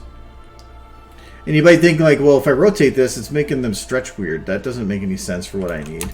I'm like, but no, that's actually fine. For one, this is kind of a cool effect right there. But it's about finding a balance for it. So normally what I will do is I will, and this I guess I could show how to do a smooth loop with anything, at least the method that I use. So to do it, I usually start with a 1 second interval. If it's something that's going to need a much larger loop, I'll usually figure out some other interval. But I like to do it on 1 second because it's just easy to divide. And so I'll put markers for the full second, and then I'll also put one other marker in the equidistant. So if it's 1 second, it'd be at 1 second further from either side. If it's 2 second loop, then do 2 seconds on either side. And that's going to be like your transitionary range. So for this, it's going to be easy. So I'm just going to select the middle of it, and I'm going to go until the edges. If you're ever doing a smooth loop and it's with this method, you can never have your animation area be larger than the distance between two of these bookmarks. One of these bookmarks is a single loop. If you have animation that goes beyond that loop or that area, you're now crossing into another repeat of that loop, and it's no longer going to loop. Correctly. So always stick within the middle. So I'm just going to be subtle here. So I'm going to grab just this point right here, and I'm just going to I'm not going to grab like in the middle here. I'm going to grab one of the edges, and I'm just going to go a little bit, not much. I'll put a little more. Put it up to there. At that point, now I need to make this be a loop. So anything I do in this central area, I have to make sure that it is copy and pasted across the entire thing. So I'm going to do that every time I do a motion. It seems redundant, but it's just making sure that you have everything smooth. The easiest way to do that, and this is the reason that you have the bookmark set up, is bracket keys go back and forth between selecting areas between bookmarks. And so if you use the bracket keys to select the middle one, then just go copy, and then bracket to the left, paste, and then paste. Now you have yourself the loop of that. Yay. So now I want to have it go the other direction. Well, I can't do it here. I'm going to have to play with the middle of it. Well, the middle of it's here. So I am crossing the other range, but I'm not making it any larger than 1 second of green. So I'm going to do the same thing here. I'm just going to bend this the other direction a little bit. Go to there. Now here, I need to get this part back into my circle because the center one is the one that matters. So I'm just going to copy from here to the edge, and I'm going to move that to there. So now I have both parts of this, but it's going to cut out there. But now this middle has everything I need. So I'm just going to copy and do the same thing again. Yeah, wobble. Hello, Warbird. It has been a while. I am doing well. How are you doing? So this is, well, actually, I'm going to go and now do that second bone. So I'm going to grab C2, and I'm going to do the same thing, same direction. Now it's not going to, is C2 move with C1? It does, good. Okay, just want to make sure.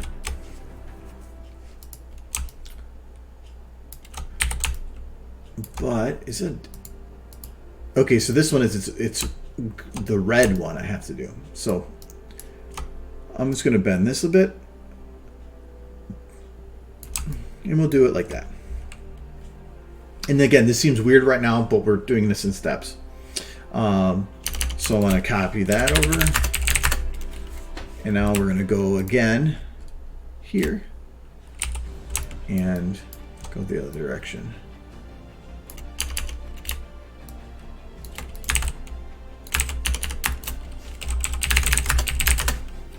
It's pretty quick when you get used to it. So now it's going both ways, and that's like, but that just seems like it's like dancing. It's not like doing a wave. Getting there. So, no, but this grass is going to have to do more than just rotate and wave. It's going to have to actually physically move. It's not just rotate on its base. So I'm going to grab this middle again, and we're going to take this one. And so we're going to just shift it. So this was rotating to the right here. So now I'm going to shift it and actually move it to the right. We're going to go a certain distance. I'm just going to go and do C2 right away as well. C2 is a little more interesting because I don't think that's, oh no, I think it's angled. I'm going to assume it is. So I'm going to move it that direction too. I'm going to go a bit further. We'll do it to there. And now I'm going to go back to C1, and we're going to go the other direction. So we'll go that way. And we'll just do this one right away too.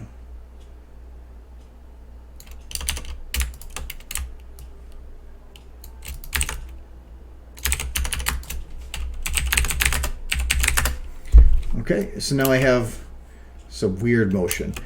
Now here's the magic of this. For one, if you don't have bookmarks detached to where it's not going to move with your stuff, make sure that's turned off.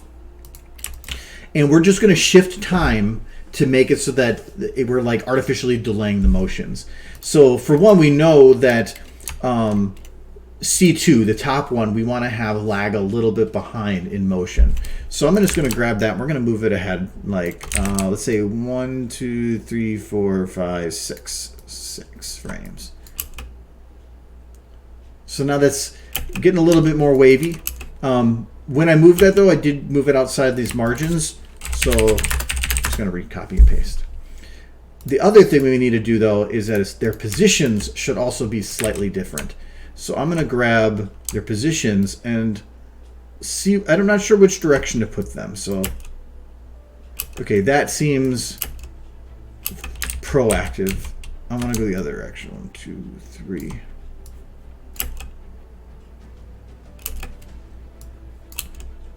Yeah, now that actually feels like pretty decent. Okay. Nice thing is you can just shift it back and forth and be like, if you move it one way and it doesn't feel right, move it the other way. So now it actually has a pretty good wiggle going on. So now in this grass round, this little section right here in the middle is 100% a loop from beginning to end, repeated. So I can now repeat this as much as I want. So I'm going to double check. I'm just going to go and paste that here. But then because these are all three now the same loop, I'm going to grab a 3 section. Paste there. Paste there. Paste there. I'm just going to shift it to move then. So, well, actually I'm going to do one more pasting. I'll show you why in a sec here. I want to go beyond the area that I'm going to be working with. Oh, I want to go to that marker. Actually, I'm going to go one more just in case.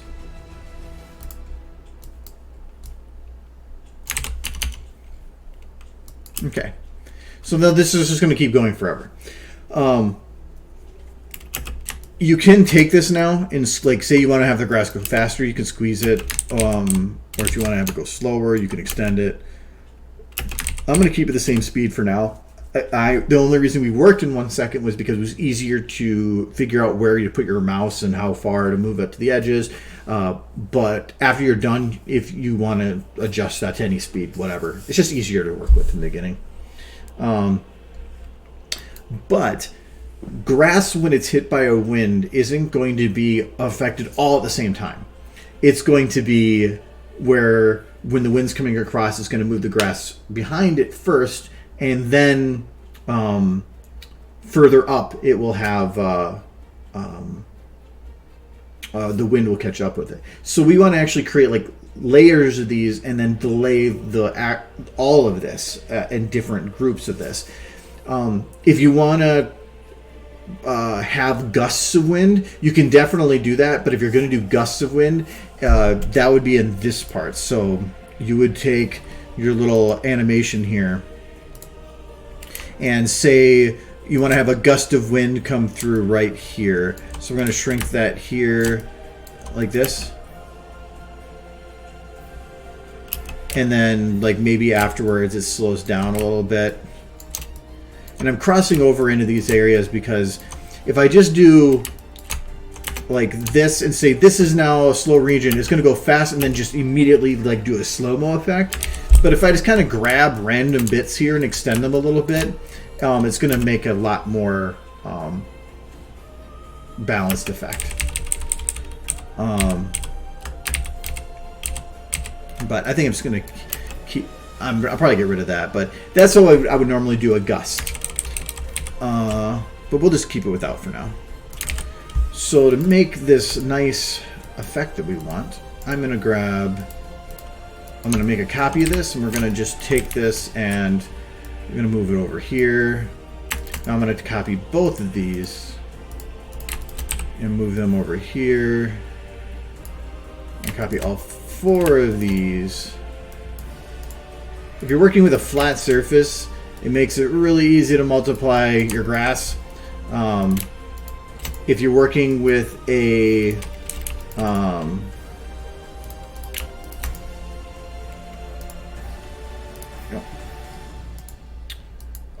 if you're working with a rounded surface, you can definitely spawn them like this, but you're going to have to still spend some time to figure out the best way to adjust them to fit your surface.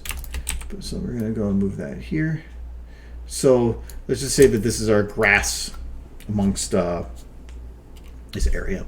So now what I want to do is I'm going to grab all of my grass here, and I want to figure out where it is.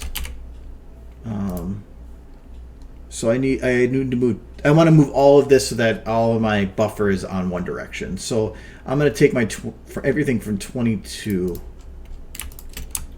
So if I hold Alt, I'm just going to drag it to about there. So you can see right now, all the grass is just kind of moving together, and you can kind of tell it's moving together. And these are also very placed in a pattern. Like after doing the copy paste, I might move a couple, maybe rotate a few just to give it a little bit of variance. But now I'm going to go through, and we're going to start delaying these. So I'm going to select everything at first. And then I'm going to deselect a couple at the front here. And I'm now going to move this forward. This is where it might be a good idea to turn back on your ability to move bookmarks. So I'm going to move them. So I'm working in a 30 frame environment. So, and I have about 1, 2, 3, 4, 5, 6, 7, 8, 9, about 9 layers. I'm going to say that it takes 1 second to go all the way across, so about 9, so it's about 3 frames for each. So I'm going to move these each about 3 frames. So 1, 2, 3. So, that would be actually one of those notches. That's nice and easy to remember. And I'm going to select some others in here. So I'm going to select these 2, 1, 2, 3. We're going to select these. I'm not doing the same ones. I don't want uniformity.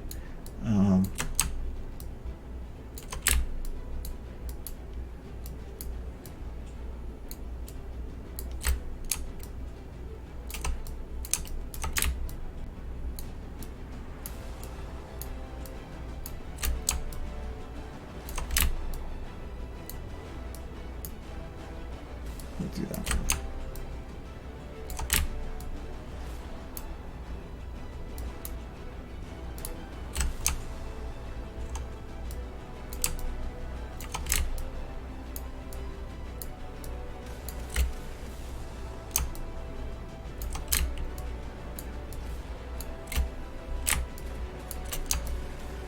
Okay, and then I can leave the last one as it is.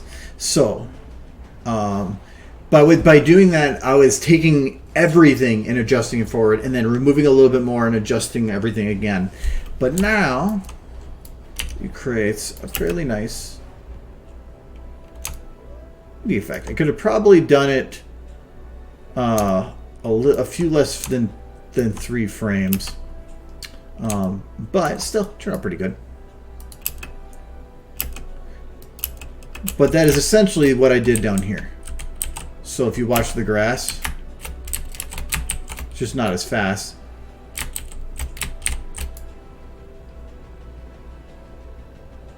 Actually, did I even do that for this one? Seems like I might have actually left it moving all at once. No, these ones aren't. Actually, it might be. Maybe I didn't do it in this one. Normally, that's the way I would do it, though.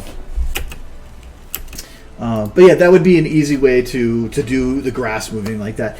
And the whole, like, the looping of things, that's the exact same process for if you want to do, like, her tail.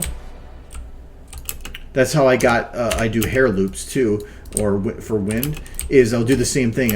I will bend it all one direction, much to it. So like on her tail here, I bent all of these bones to a very, very hard angle, much further than would actually really want the final to be. Then for the first loop, and then in the midpoint of those, I bent it really, really far the other direction, because I knew that when I started delaying the motion between them, it would balance itself out. Like for instance,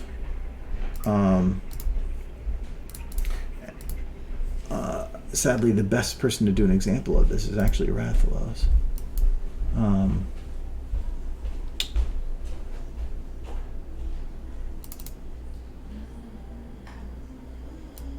Actually, I'll just load him up.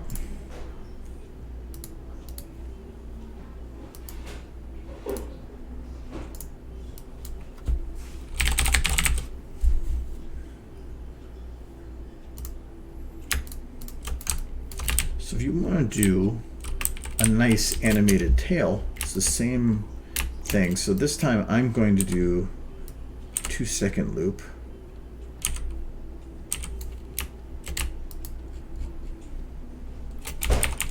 Oh, and an easy way to do bookmarks too. If you just select a 2-second or whatever your margin is, Alt M will create bookmarks at the end points. Actually, it'll make bookmarks on all the points if you have fallouts too. So, or fall offs. So just do that, and you can make some nice, easy, guaranteed size ones. So for instance here, I want to make this tail just waggle a little bit. So I am going to first select all the bones for the tail. I don't know if I want to go that far back. Yeah, we'll do it. Important then, we want to enable rotation mode local. This is going to make it so that one rotation is going to turn all the bones at once, while rotation mode world will rotate it based on the position of the one, and everything else will go with it. So we're going to go local. So maybe I only want to have the tail like go that far in reality, but because of how these compound, I actually want to put it like probably, let's go to here. So this is way further than you'd think we need to go, but that's where we're going to go. Okay, and then we want to go to equivalent the other direction. So if you want to see the original point, if you hold shift, it'll like temporarily put your cursor there, so you can kind of just hit it back and forth to see. I'm thinking that's actually it was a little further, because it was somewhere in the black. Okay. I'm just going to copy that piece over so that we get a loop.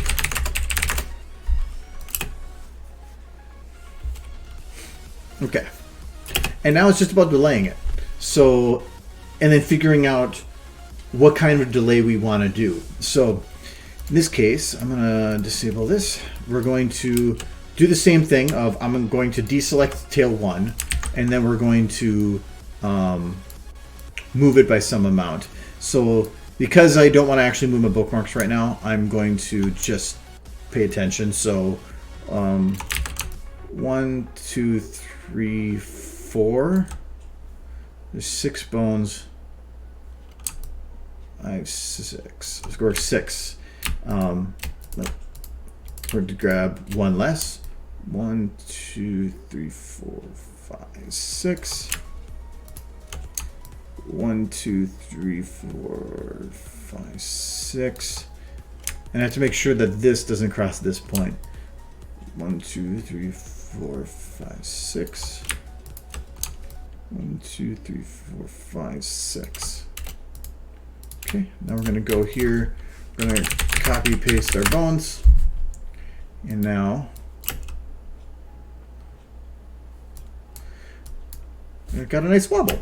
I have noticed though that tails, the very end of it tends to need a much more extreme rotate or turn. So I know that this point right now,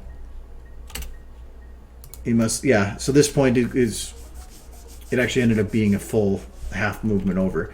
So I'm going to grab this point and I'm going to move it, actually probably till 4.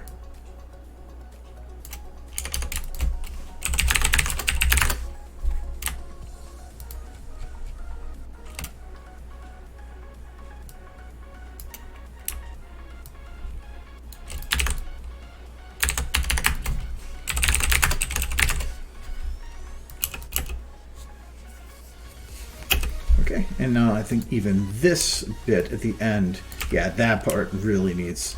So I know it's right here, but I want to make sure I get my sizing right. So I'm just going to select it from the middle of here, and then I'm going to move it over to where the middle is. So this is where it gets a little interesting. So I need to grab this little section right here. Oops. Okay, and do this again. Select from there. That's the center of it.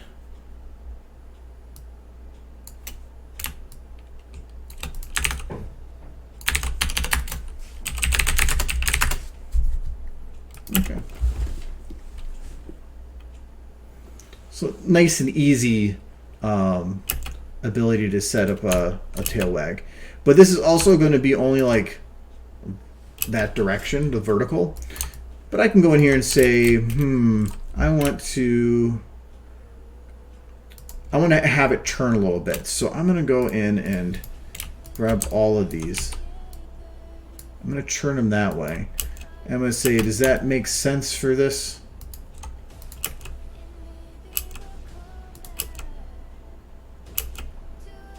Or should I have a different timing? I think actually that timing right there.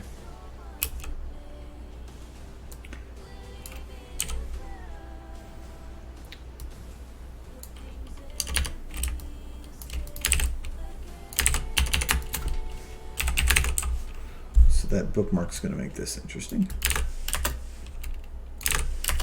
I did that bookmark so that I know what I'm working with.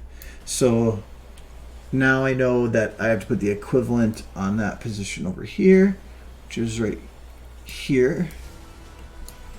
And this is going to go turn the other direction. So this turned into the inside in that direction. This is going to turn inside this direction.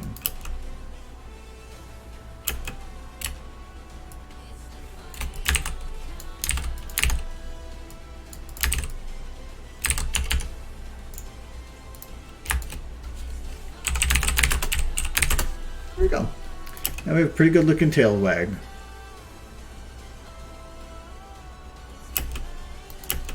With only a little bit of work. And if you want him to be excited, you can just grab this all and super wag. But really, with that kind of speed, you would need to have a more drastic whip in the middle. For the speed it's going right now, this is pretty good. He's very happy.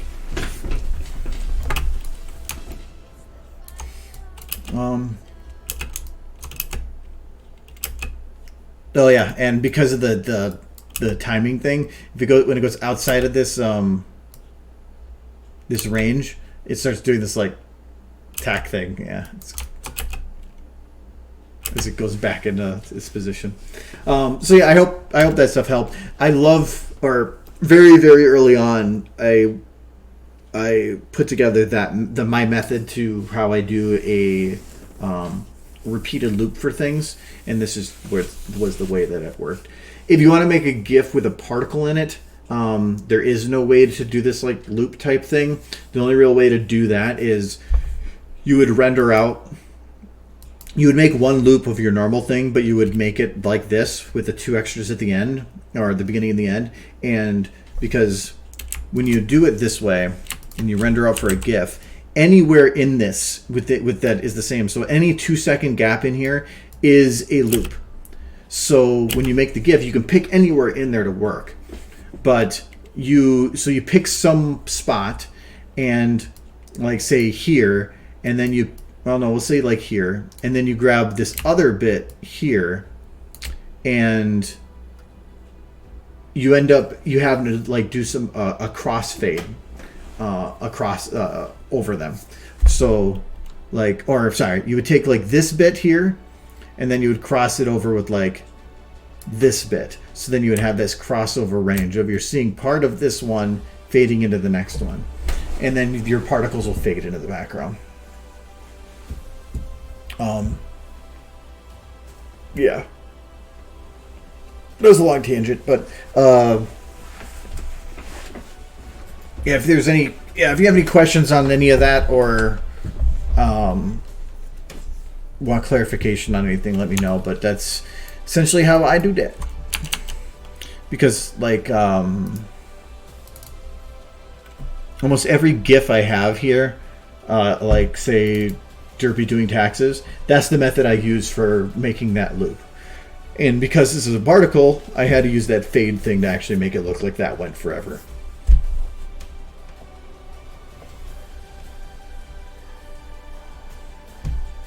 She's a very smart horse. Or you get ones like this where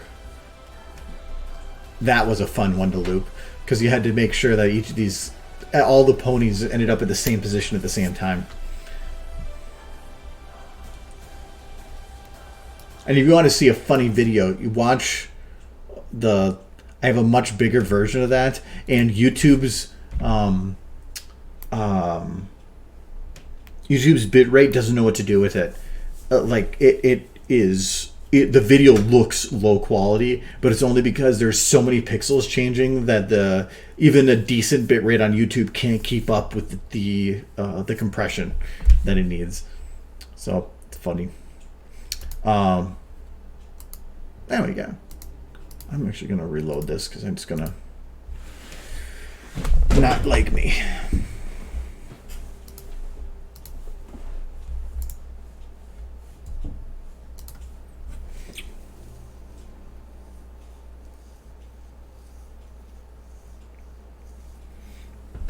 Yeah, that's one thing I haven't checked in a while.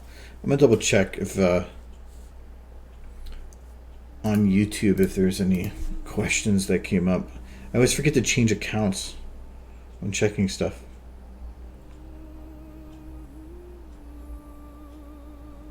Did they change how I switch accounts? Aha. Okay, yeah, that's weird.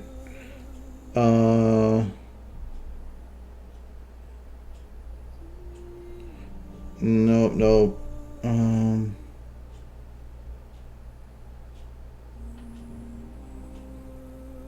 Nope, I don't see any questions on here. Or at least nothing that would be answered in here. Oh, wait, what's that one? How did you that's 6 months ago. How to hide an unhandleable item into something like here, and how to parent and unparent like throwing ball. Yeah, I'm not quite sure what that question is, so we're not going to do any of those. Okay.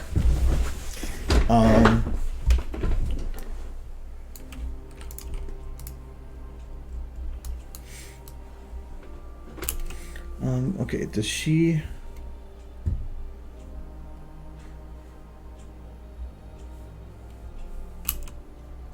Oh yeah, there's one little bit at the end here with your ears I need to do.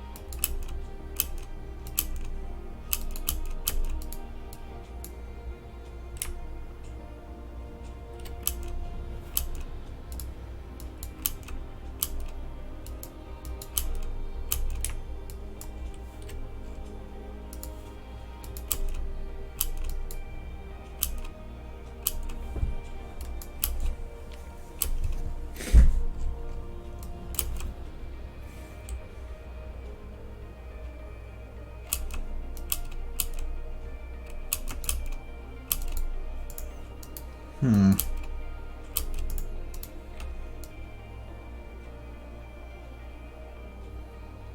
eyebrows go up when she blinks. Seems like they should go the other direction. Do they have a bone?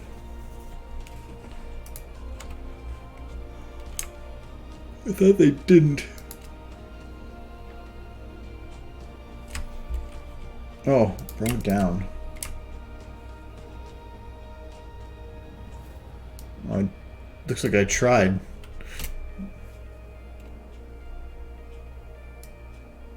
Oh, not quite. I don't think I can actually bring them down.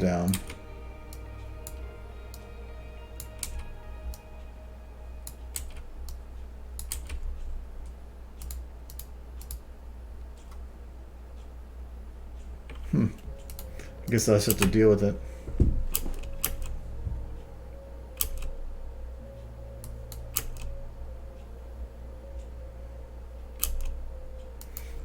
Oh well.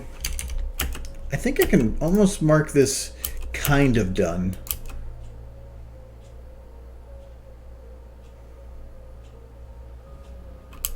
Because it's supposed to be with Canterlot High School. But I don't want to load that map because it's stupid. I probably should do it just so I can know whether or not it'll work.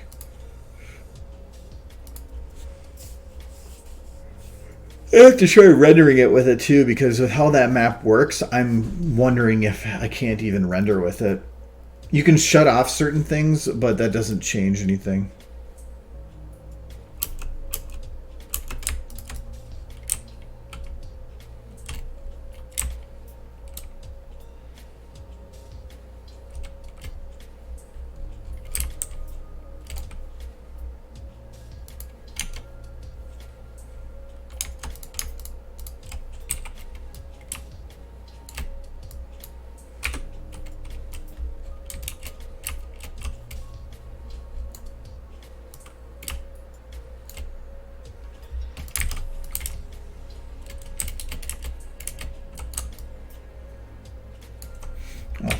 I have to select the camera again.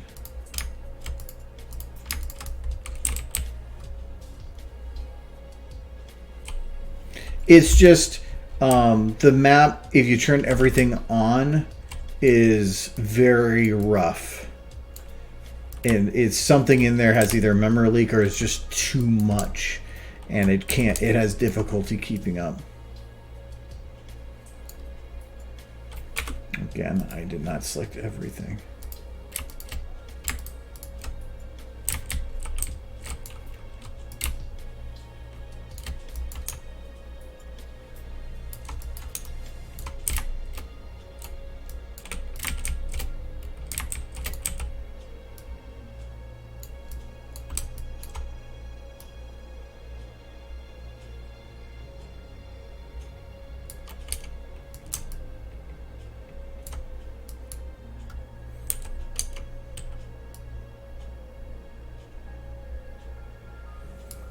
So it looks like it's not going to matter all that much.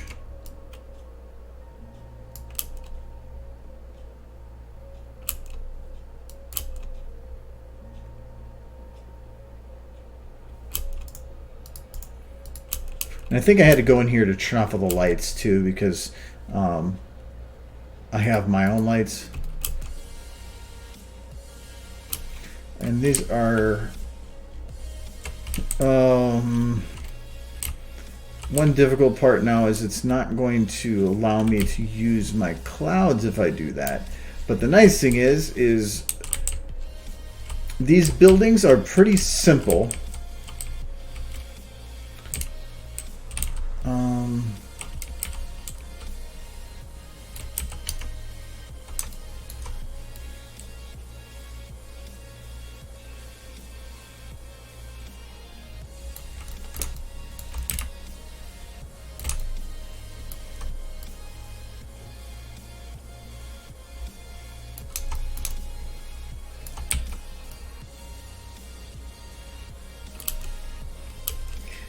I might need to use the void for this.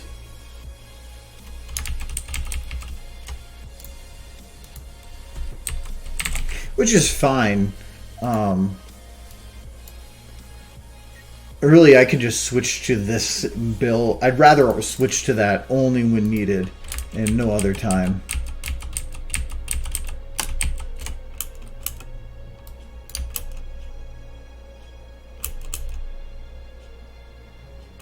Because this map is, the clouds are very far away, and the other one isn't letting me utilize that. But the reason I like these clouds is because these clouds are actually moving.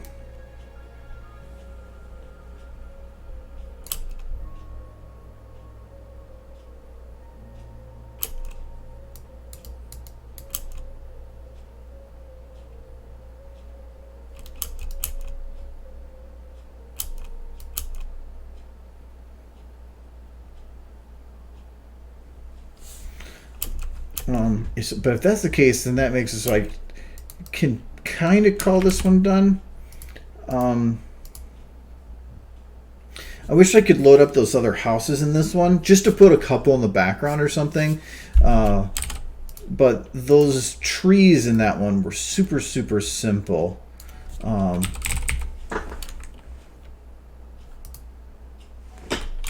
Just in case. You never know, I'm going to save. Oh, no, it's not a new project. This was called November 9th because I started November 9th of 2018. So, it's not new.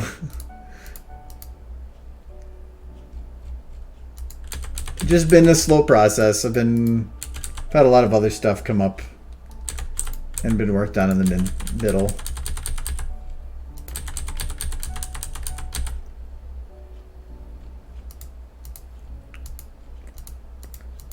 And I am super picky on stuff, like spending a whole bunch of time just trying to find the right tree to put in the background. But this actually does kind of matter. I want to match it between shots. That's not how trees work.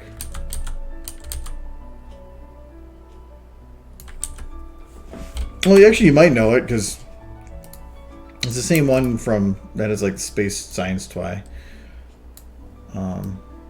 Doing stuff. She just... Things get weird. Oh, I gotta fix that skybox.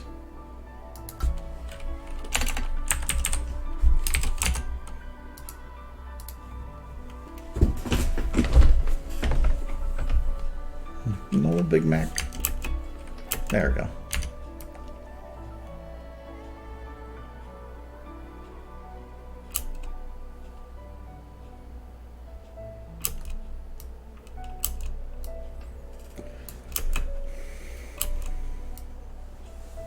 Okay, so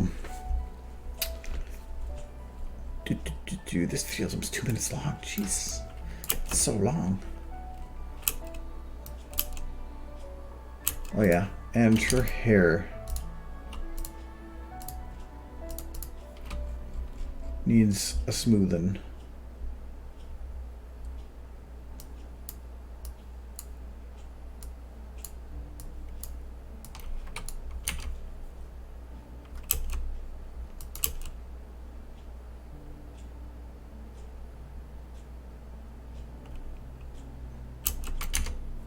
I think I will keep kind of this, but I think I want to hit it with a whole bunch more smoothing.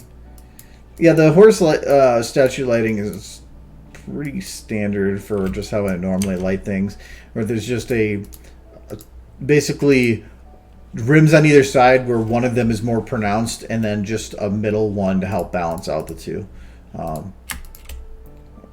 which I probably should name them. So this is normally what I would call or statue main, because it's, oops, I consider it to be the main light, showing the main source of lighting. This I was calling highlight, and I'm just going to keep calling it the same, even though that's probably not its technical name. And then these two are probably some... Okay, so this is the ambient, or something called, I think, a fill light, but I'm calling it ambient light. And then this one is the underlight. So these two together are to help keep it balanced, but it's supposed to look kind of like a evil or like a dark things are happening, and normally the lighting coming from below gives an ominous feeling. So I wanted to have a little bit brighter from below, and then these two are just giving it that nice ambient area feel, and then together then this fills in the gaps between them. So if it wasn't going for ominous, I would probably do this, but I wanted to, by putting that light in, it helped to just blend in the background and not stand out so much. Hello, Taryn. Congratulations on finishing something.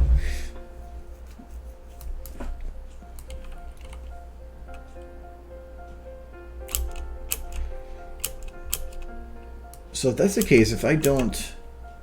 And I think I tried making the camera move in other ways, but if I did, I usually involved me requiring more background models, and I don't want to look for those.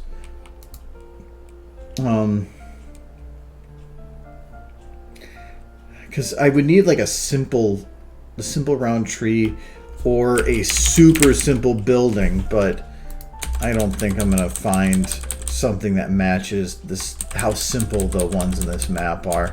Because those, I bet you those models that are there aren't models. They're actually built within Hammer, which is not normally something you would do for a building.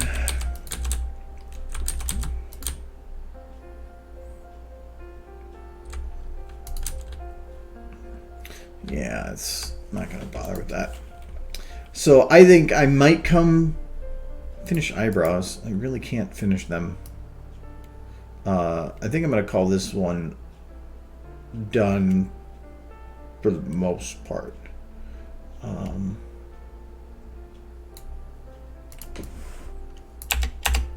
I'm not gonna do so.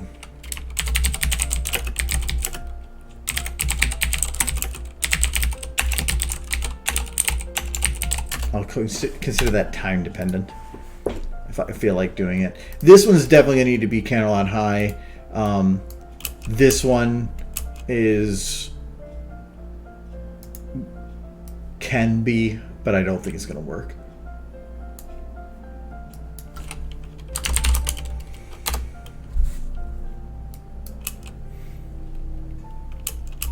Yeah, that one's definitely not. That one is definitely done.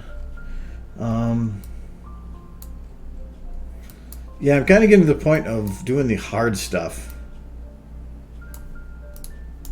but I probably should get it figured out as to what I want to.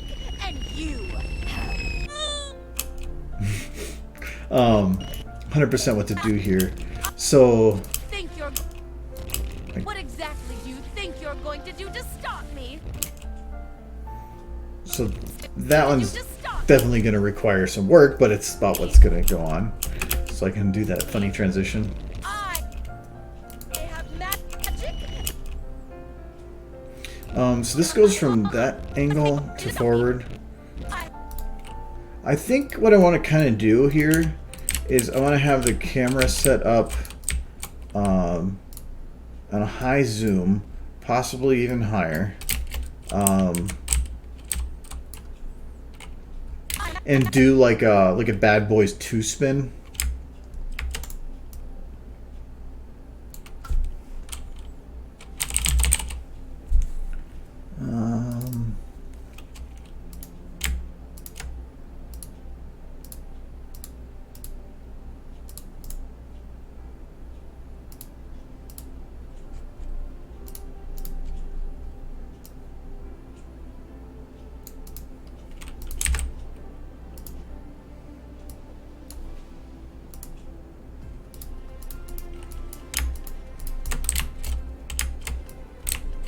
Okay, so it is set underneath.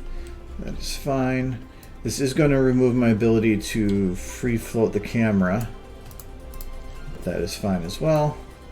Well, no, I still can. It would just be more interesting. So, if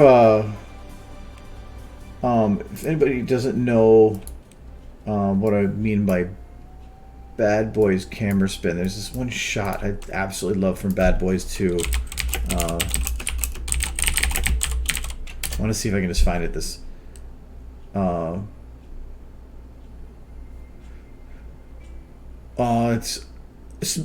if you want some good cinematography, watch Bad Boys 2. Bad Boys 2 has some absolutely amazingly good cinematography. And it is a very good movie, but I wonder if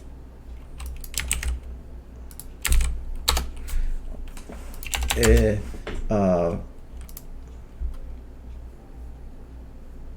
I think it's right here. Yeah, this shot right here. I'm gonna pause the music so this plays. But it has it's super slow. 240. It just has this really. It's a super zoomed in shot. And they have the camera going at a very, very far distance with everything kind of going in slow motion. And I absolutely love shots like this. Because it creates this like this sense of everything's going slow, but the world in their head is spinning fast. And I love that kind of thing. And they used it a couple times in there, but I just loved that, especially like right at the beginning here when he stands up. So that's what I call the Bad Boy 2 spin. But if you haven't seen the movie, definitely see it. But that's what I kind of wanted to do here, was have not a full spin, but from the front with a high zoom. Have the clouds in the background to create that distance speed. Got a Violet TV sound, beautiful girls. Nice. That sounds like it probably was a lot of work. I hope the rendering goes okay. Do you have that bursting through the atmosphere effect for the rocket landing? No, it's... I am using... What do they call that?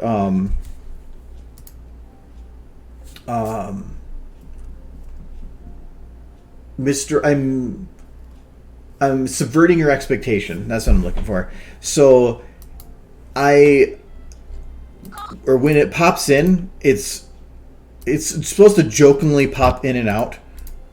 So like here, it just pops because it's funny. And it's subverting what you would expect. You would probably expect that it's going up to something, but then you don't expect it to just pop out of existence. But then during her conversation here, So many hoops tonight just to get my hands on this crown, and it really so it pops back into existence here. So that's the reason the camera is set up the way it is, so that you can see it come in there, and the coloration is set up in such a way that you can't miss that it is there. Then it shows what it is that's coming that way, and implies that now Spike, which was a dragon, is now a dog, so he is in that world too. It gives enough context, and then everything else after that is just for comedy reasons, to build up that something big is going to happen. But then all the sounds lead up like she is going to get hit with a rocket. So a lot of this is building up to something that you would think of, I know it's going to happen. But then, well, ignore the face part, but it's going to have the Spike come and hit her in the head. And she's going to, at least I'm going to attempt to have her catch him and look at him weird. And so it subverts your expectation of, I thought this was going to happen, but now it didn't. But I am still going to have her get hit by the rocket, like immediately afterwards or a couple seconds afterwards. So it's just a delaying to your expectation, I guess. But I haven't figured out exactly how I want to have that part play out. I thought about, because I have a shot here that I started with her looking at a monitor. And originally it was for another idea about using the like to be continued meme, and then having her not like that and blowing up the meme. And I could still kind of do that, but I want to have the rocket come down and hit her, but my original thought was have the rocket hit her but not blow up, and then have it just go to her for like 1 second with that on the screen and just slamming her hoof on the button and then blowing it up. Actually, I don't even have to switch back to there. Just have it blow up on the screen. Something like that. Just for... Because I don't like making predictable videos. I don't want to have it be where I could see the joke coming the whole time. I like to have it be that what you thought was going to happen didn't happen, and instead it was funny because it didn't happen. But then it did happen, but it still wasn't what you're expecting. I like that. I love that kind of comedy.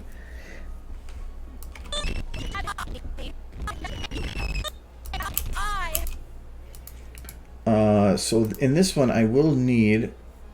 Oh, so this helper that I brought in was for the purpose of... I have magic. Is that I can have this...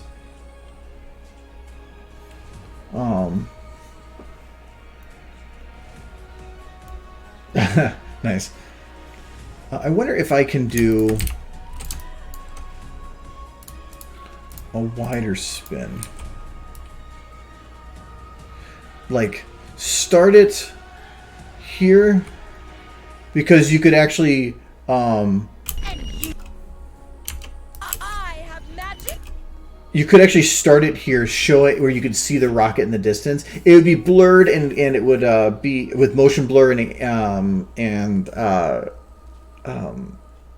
depth of field, but that's fine because it would stand out a lot, and I could make it really, really bright.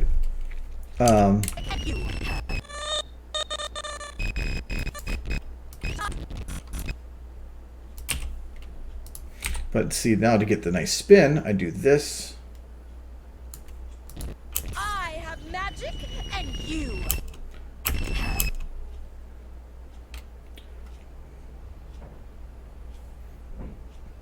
But now, because the camera, or the spin from the camera is separate from the actual camera itself, I am free to play with this camera a bit over this whole frame. So I can move this like down and maybe a little like further back. I have magic, and you.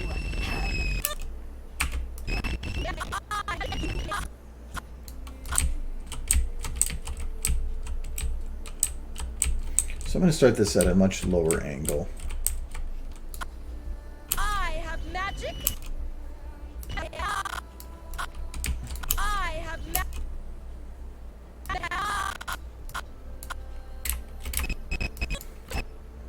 And then towards the end of it, I want to have it be selectable. There we go. Ah, my camera died. That's why it's not behaving.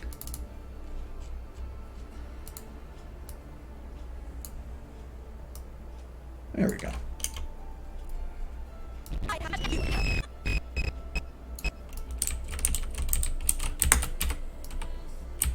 Can't really zoom in anymore, but I need to have space for Spike to be held. I have magic, and you. I have magic, and you. So I think have magic, if I do this, I have to keep her towards the one side. I have magic, and you. Which means I might want to just in general move her towards the center more. Magic, and you. I have magic, and you. Is she tilted a little bit here? No, I don't think so. See, this is why I like separating that rotation into a separate separate one.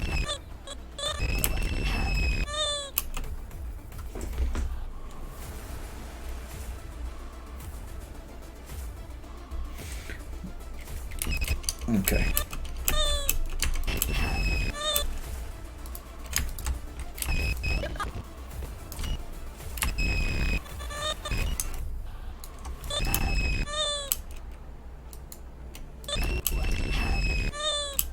And this camera will probably do a quick, and I don't want to do it now, but a quick like this.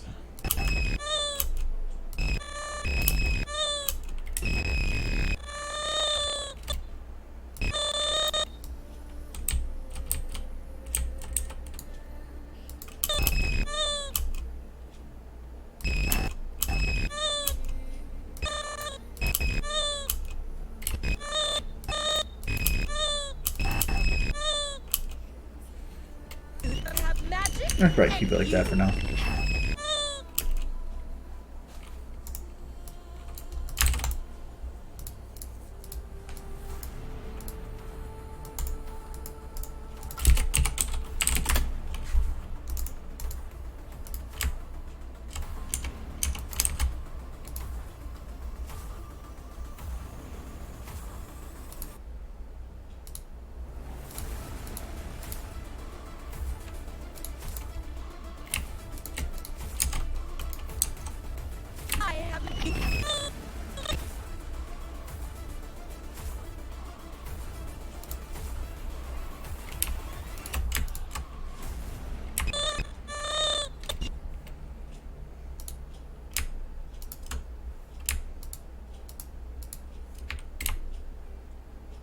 What is...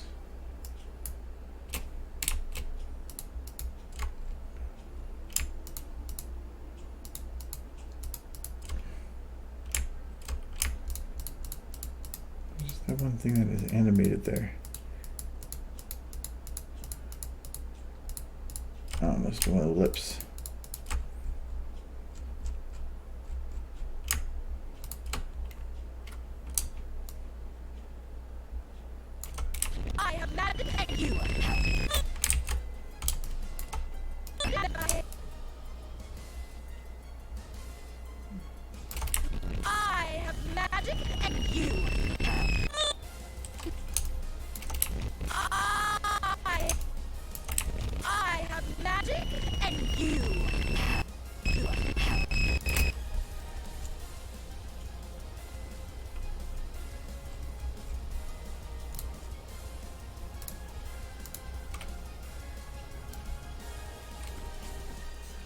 What is this? Ah, there it is. I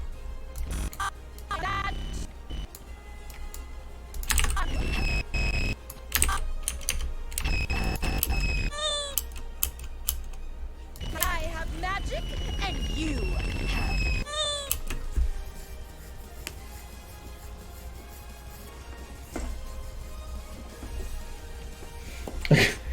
Don't go and recreate something like that. Hello, Ace.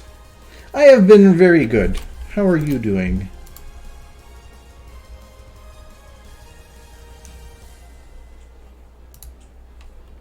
I have found my new calling in the Monster Hunter universe. I am leaving ponies forever. No, I'm not.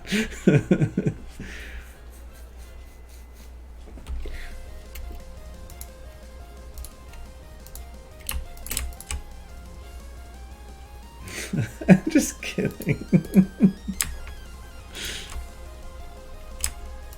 Though I am having a surprisingly fun time with it.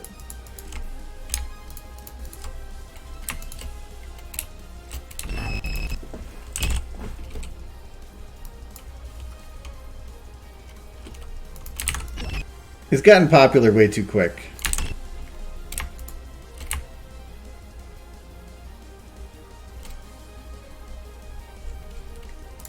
It's already been it's been followed by the official Monster Hunter Twitter account already.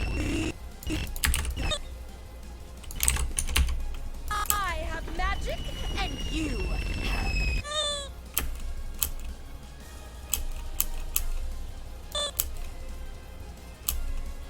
Oh, I guess there's a lot of other motion in here I'm missing out on.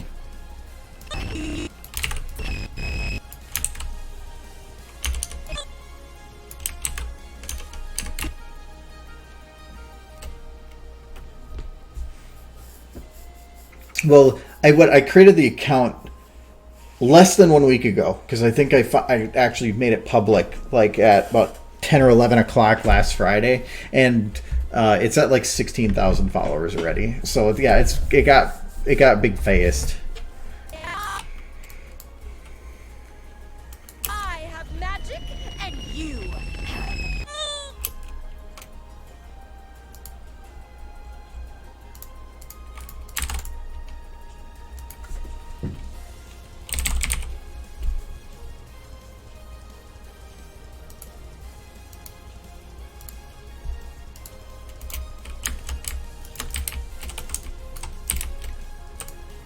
Okay, Spike, that doesn't look healthy. Why is your eyes way up there? Get down here. Good doggy. No, get down. Good doggy, break your neck. He's okay. He's flexible.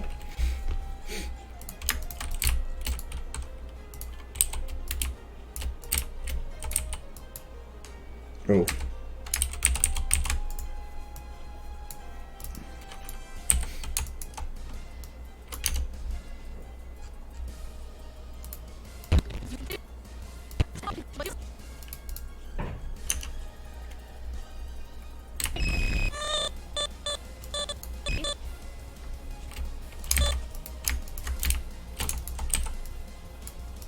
I have magic, and you...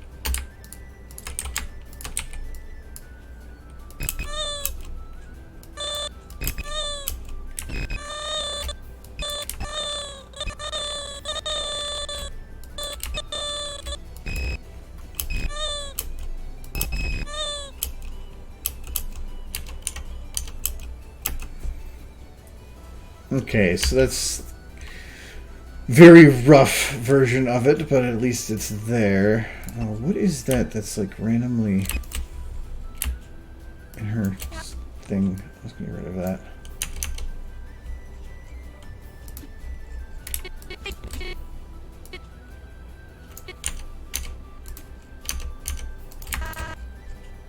There. Magic, and you have...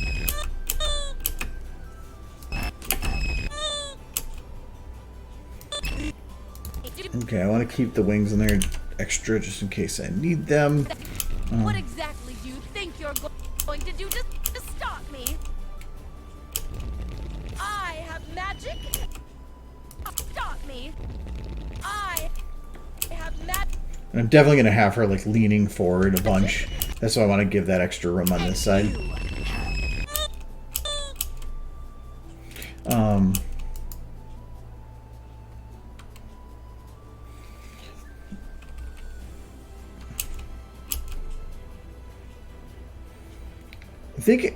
I think I'm gonna do in the same shot.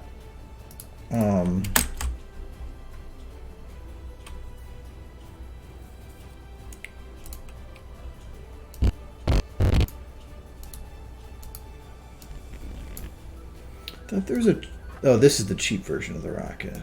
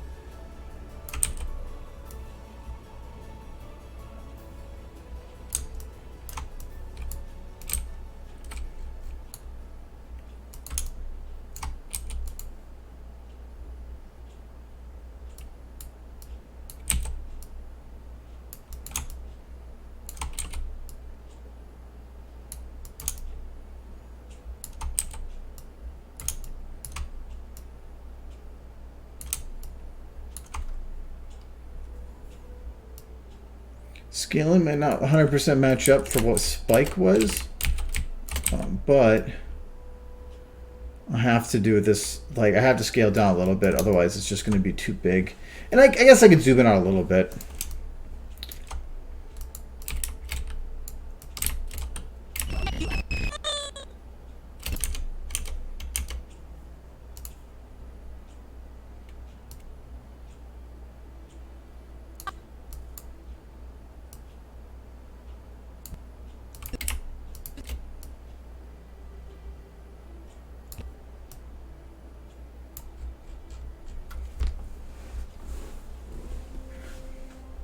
You have.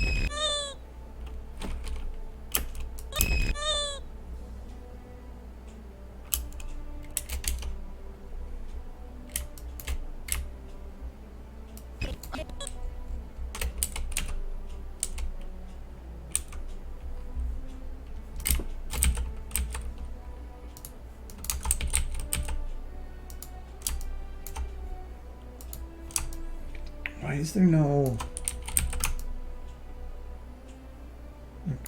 All the motions for this are not straight.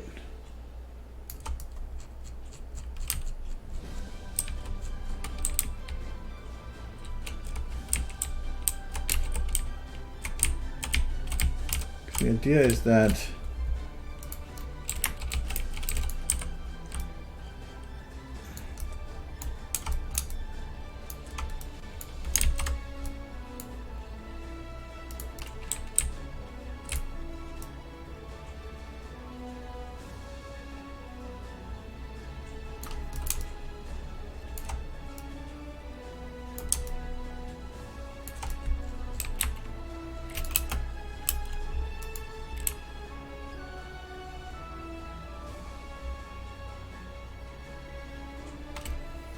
I think I'm going to have that pass further than that,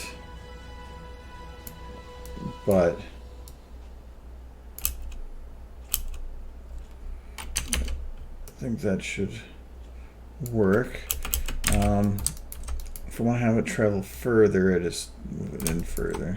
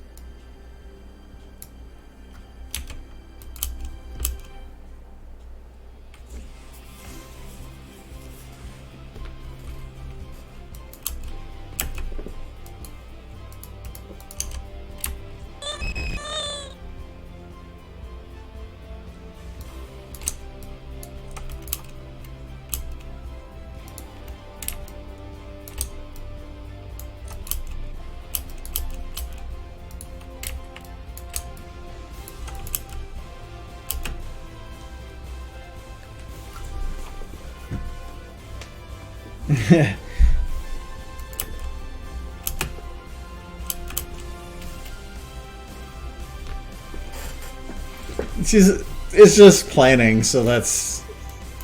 I like her just being derped out.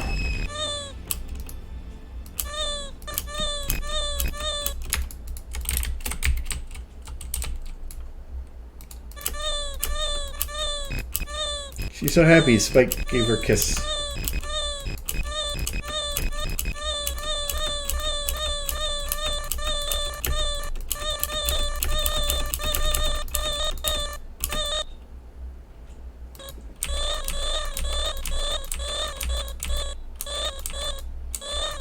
It's not annoying at all.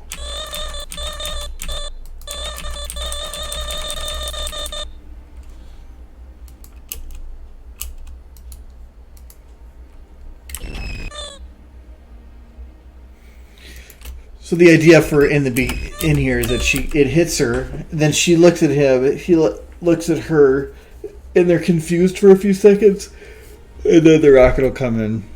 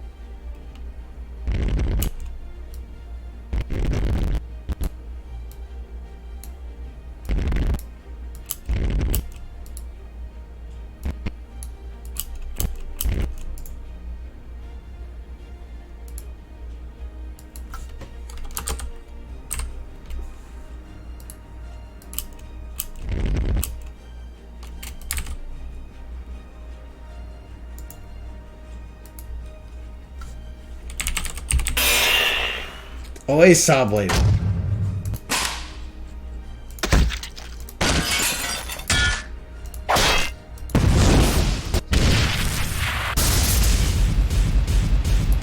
knew that was going to happen.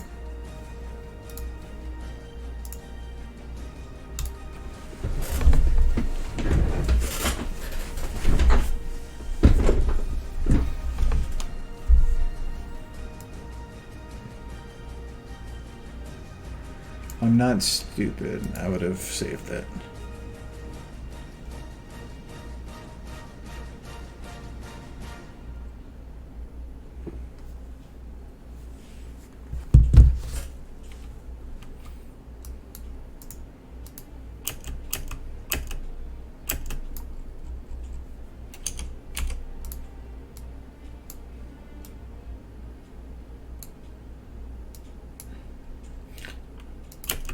Oh, I did save it. I thought I didn't actually have the audio bit, but I did. All right, we're gonna hear a. I'm gonna shut it down. We're gonna hear a buzzsaw again.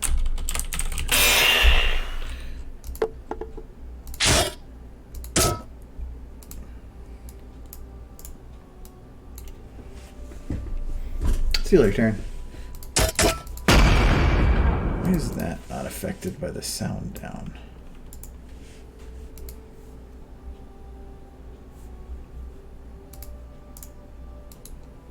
Anyway,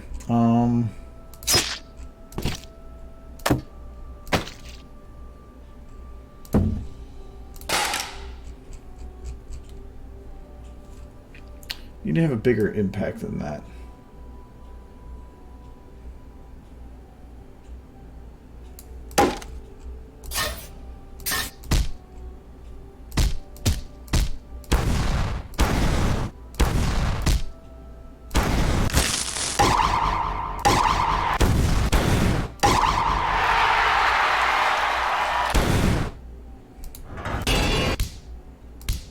Potato GLaDOS.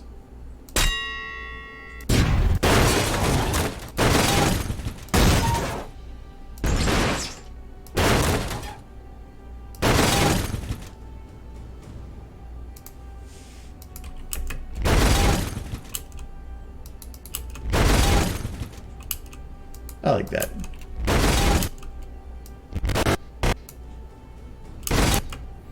But that's an impact of a vehicle. But I still need an impact of, like, the heavy object.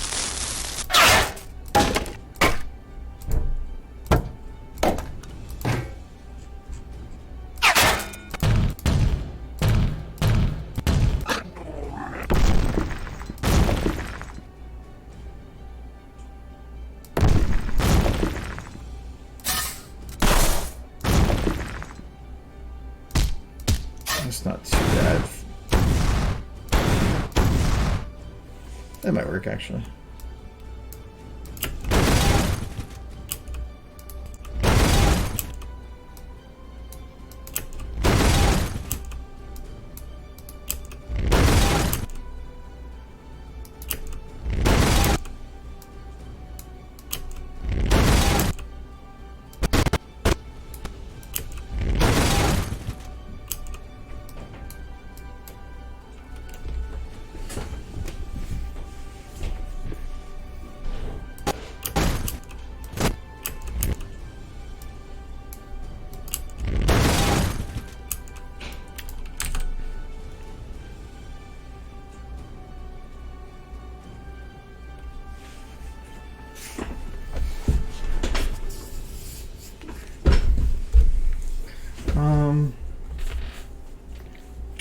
I'm thinking what I could do then is have this hit, then have it switch to Twilight not being confused, but like happy, I guess.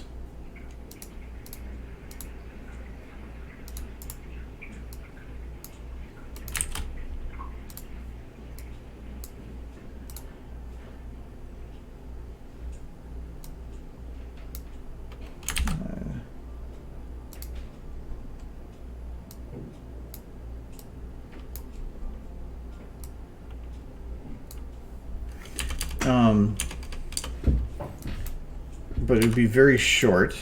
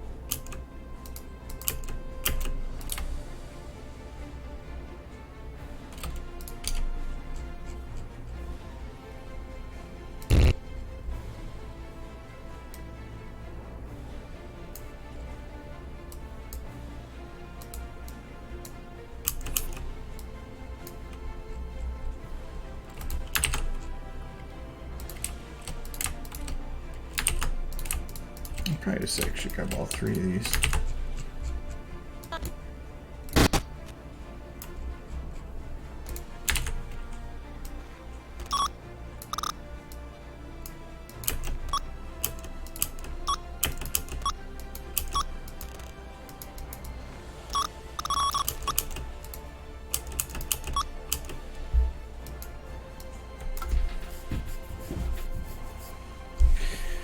Then, actually for the next one, I don't even need a big clip.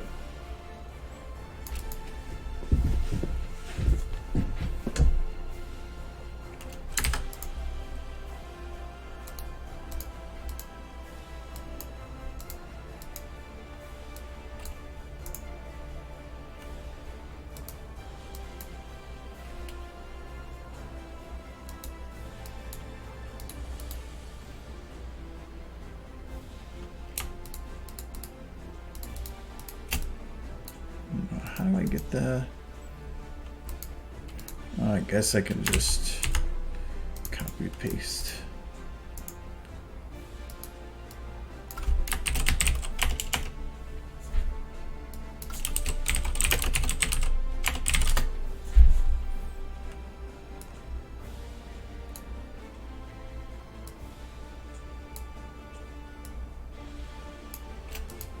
Okay, so then this would have nothing that's in this current shot.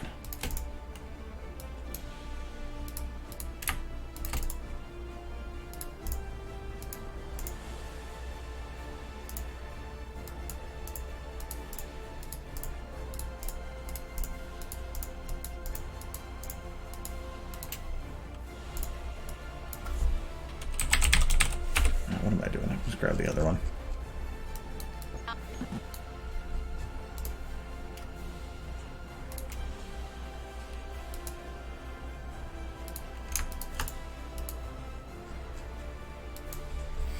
Because Michael brought up, did kind of bring up the point of I need, or I should have context for what the brain has been doing this whole time.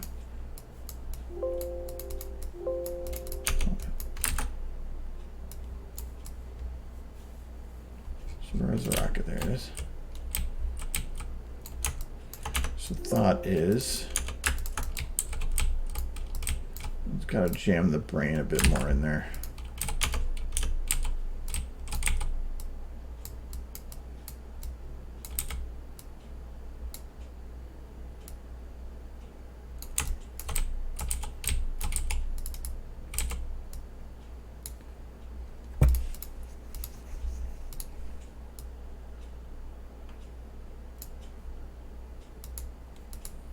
And actually, I'm going to turn this rocket sideways.